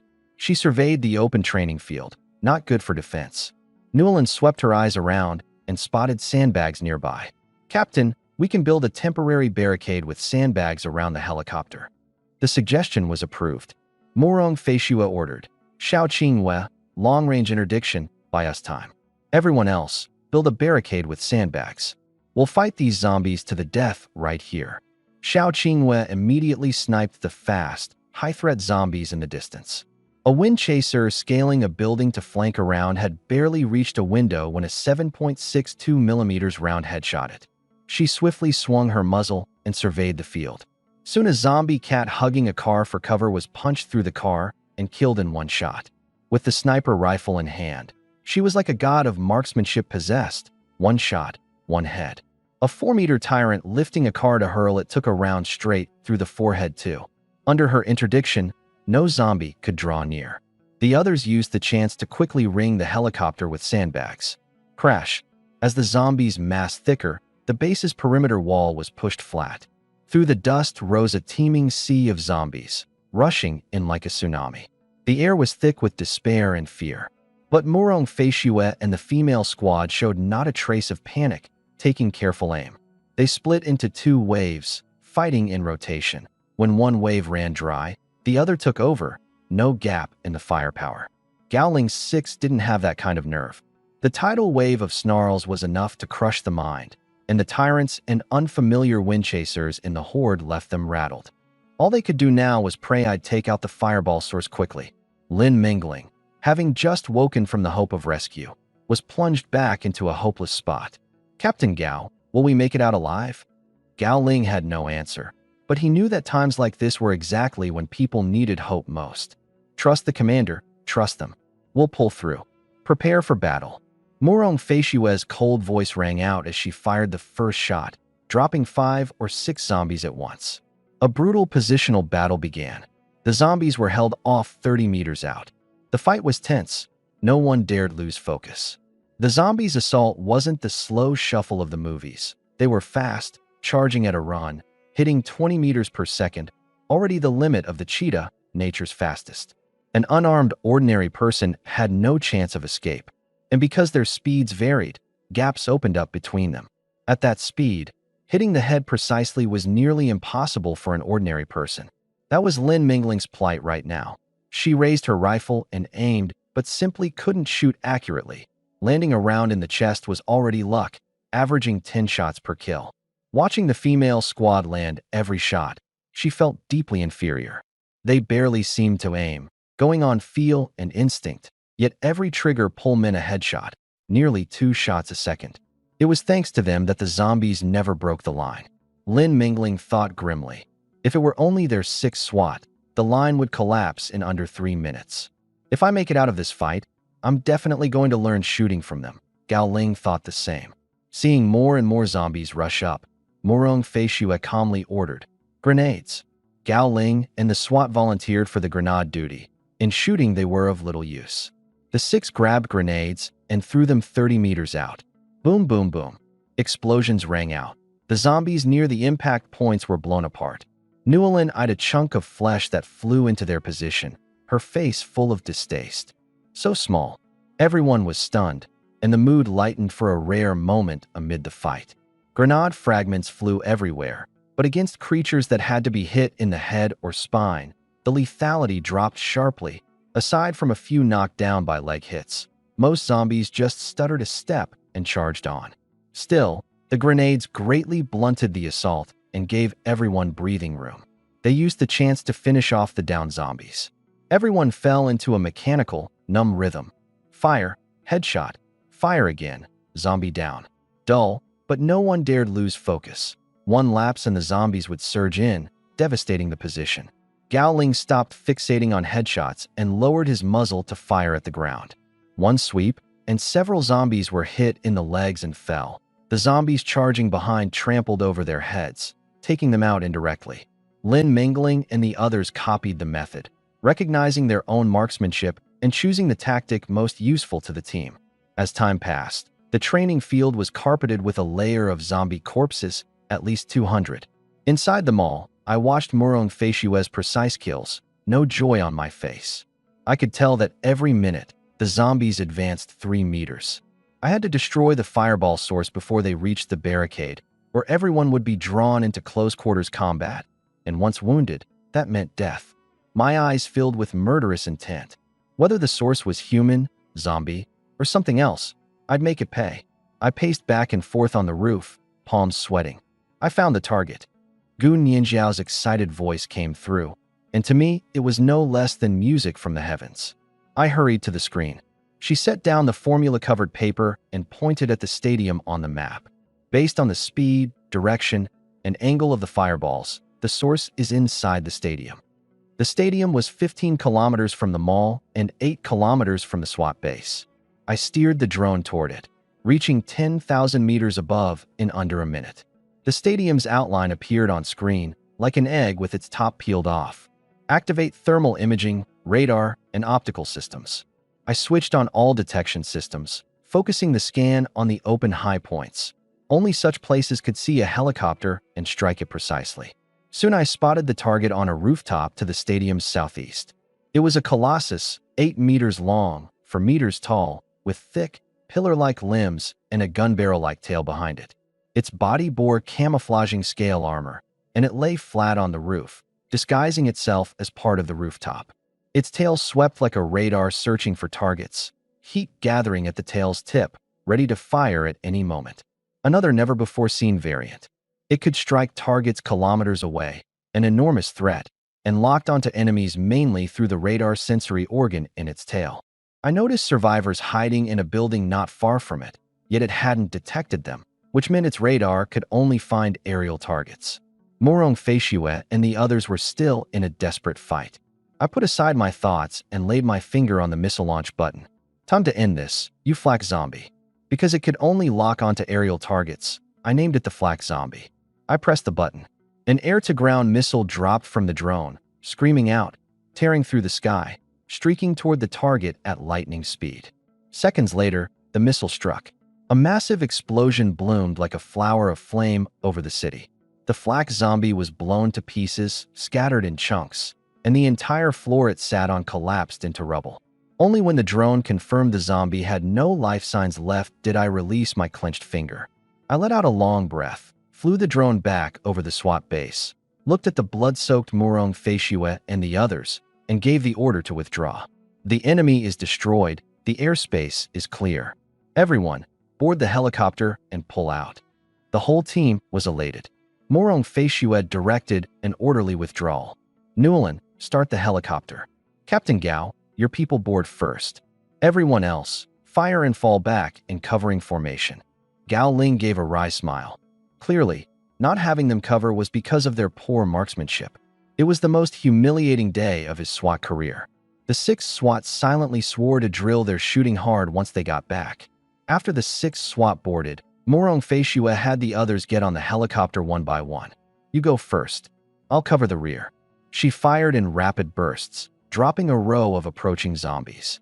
Once Newland lifted the helicopter 5 meters, Xiao Qinghua shouted, "Captain, get on, quick."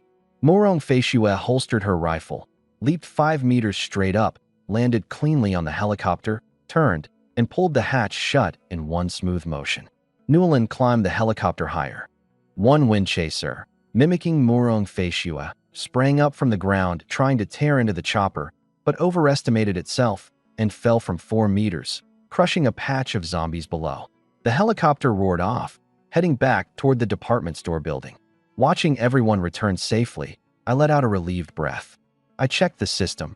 My creation coins had become 8,500, enough to summon another elite infantry squad. I summoned one right away. It appeared directly in the parking garage. I contacted the new squad for leader, Li Mu. Bring your men to the roof to help haul the weapons and ammo. Morong Feishue and the others had just been through a life-or-death battle and needed rest. This physical work could go to someone else. With that, I had 4 elite infantry squads, plus the 10 of the Ice Phoenix squad, 58 people now. After summoning, I still had coins left over and hadn't forgotten my promise to Xiao Qinghua. I found a suitable sniper rifle blueprint in the blueprint interface. The ZWZ multi-purpose sniper rifle, 1,500 creation coins, production time 10 minutes per unit.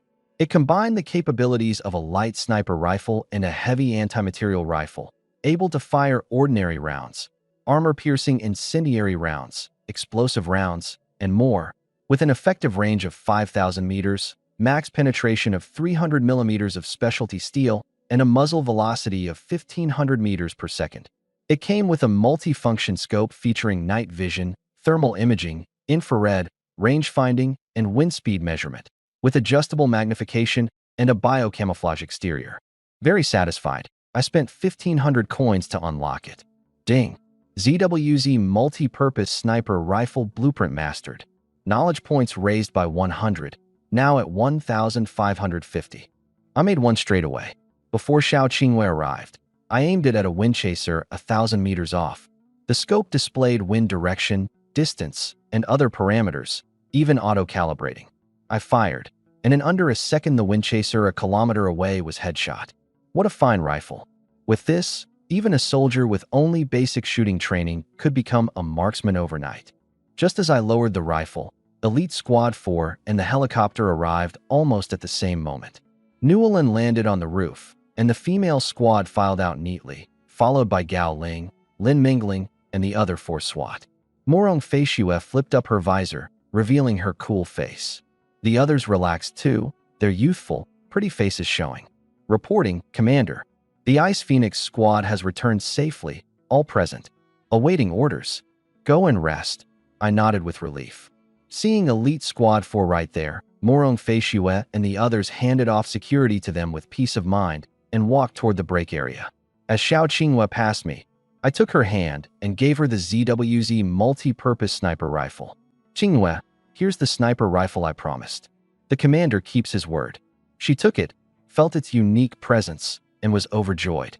In her excitement, she planted another kiss on my cheek, then was pinned by 9 displeased glares. This girl had kissed me twice in one day, really pushing her luck. She scooped up the sniper rifle and ran off. Lin Mingling studied me with curiosity. She'd been wondering what kind of man could make a heroine like Morong Feishue obey his every word. Now that she'd seen me, I really was out of the ordinary. Beyond a handsome face, there was an indescribable air of mystery about me. I only gave her a flat glance. That left her oddly deflated. She was the department beauty, with no shortage of suitors normally, and here I'd treated her like a passing stranger. But thinking of the squad of stunning women around me, she let it go. I asked Gao Ling, what do you all plan to do now? Keep wandering the city, or hike to the county eSWAT base? There was no way I was giving up the helicopter. The 6 looked at each other, at a loss. Lin Mingling suddenly asked, Commander? Could I stay and learn marksmanship from Captain Morong and the others? She wasn't foolish. Without the helicopter, there was no reaching County E, and staying in the city meant certain death, so she gave herself a tactful reason to stay. I looked at Gao Ling. He drew a deep breath, knowing he had no other choice. We're willing to stay. Their combat ability, I'd seen for myself, not bad. And from the way they'd risked their lives to save Lin Mingling's group, their character was decent. At the very least, they wouldn't abandon their comrades. Usable. Down the line, managing survivors would require a public order team, and this was right back in their old line of work. But I laid out the hard truth up front. You can stay, but from now on you obey my command in every operation, big or small. There's no parting ways here. Once you leave, it's treated as betrayal. And to traitors, I show no mercy. The 6 felt a chill, but still nodded in agreement. From the brief contact, I wasn't some do-no-good villain. At least I had a bottom line. We'll follow orders and never act on our own. Gao Ling nodded gravely.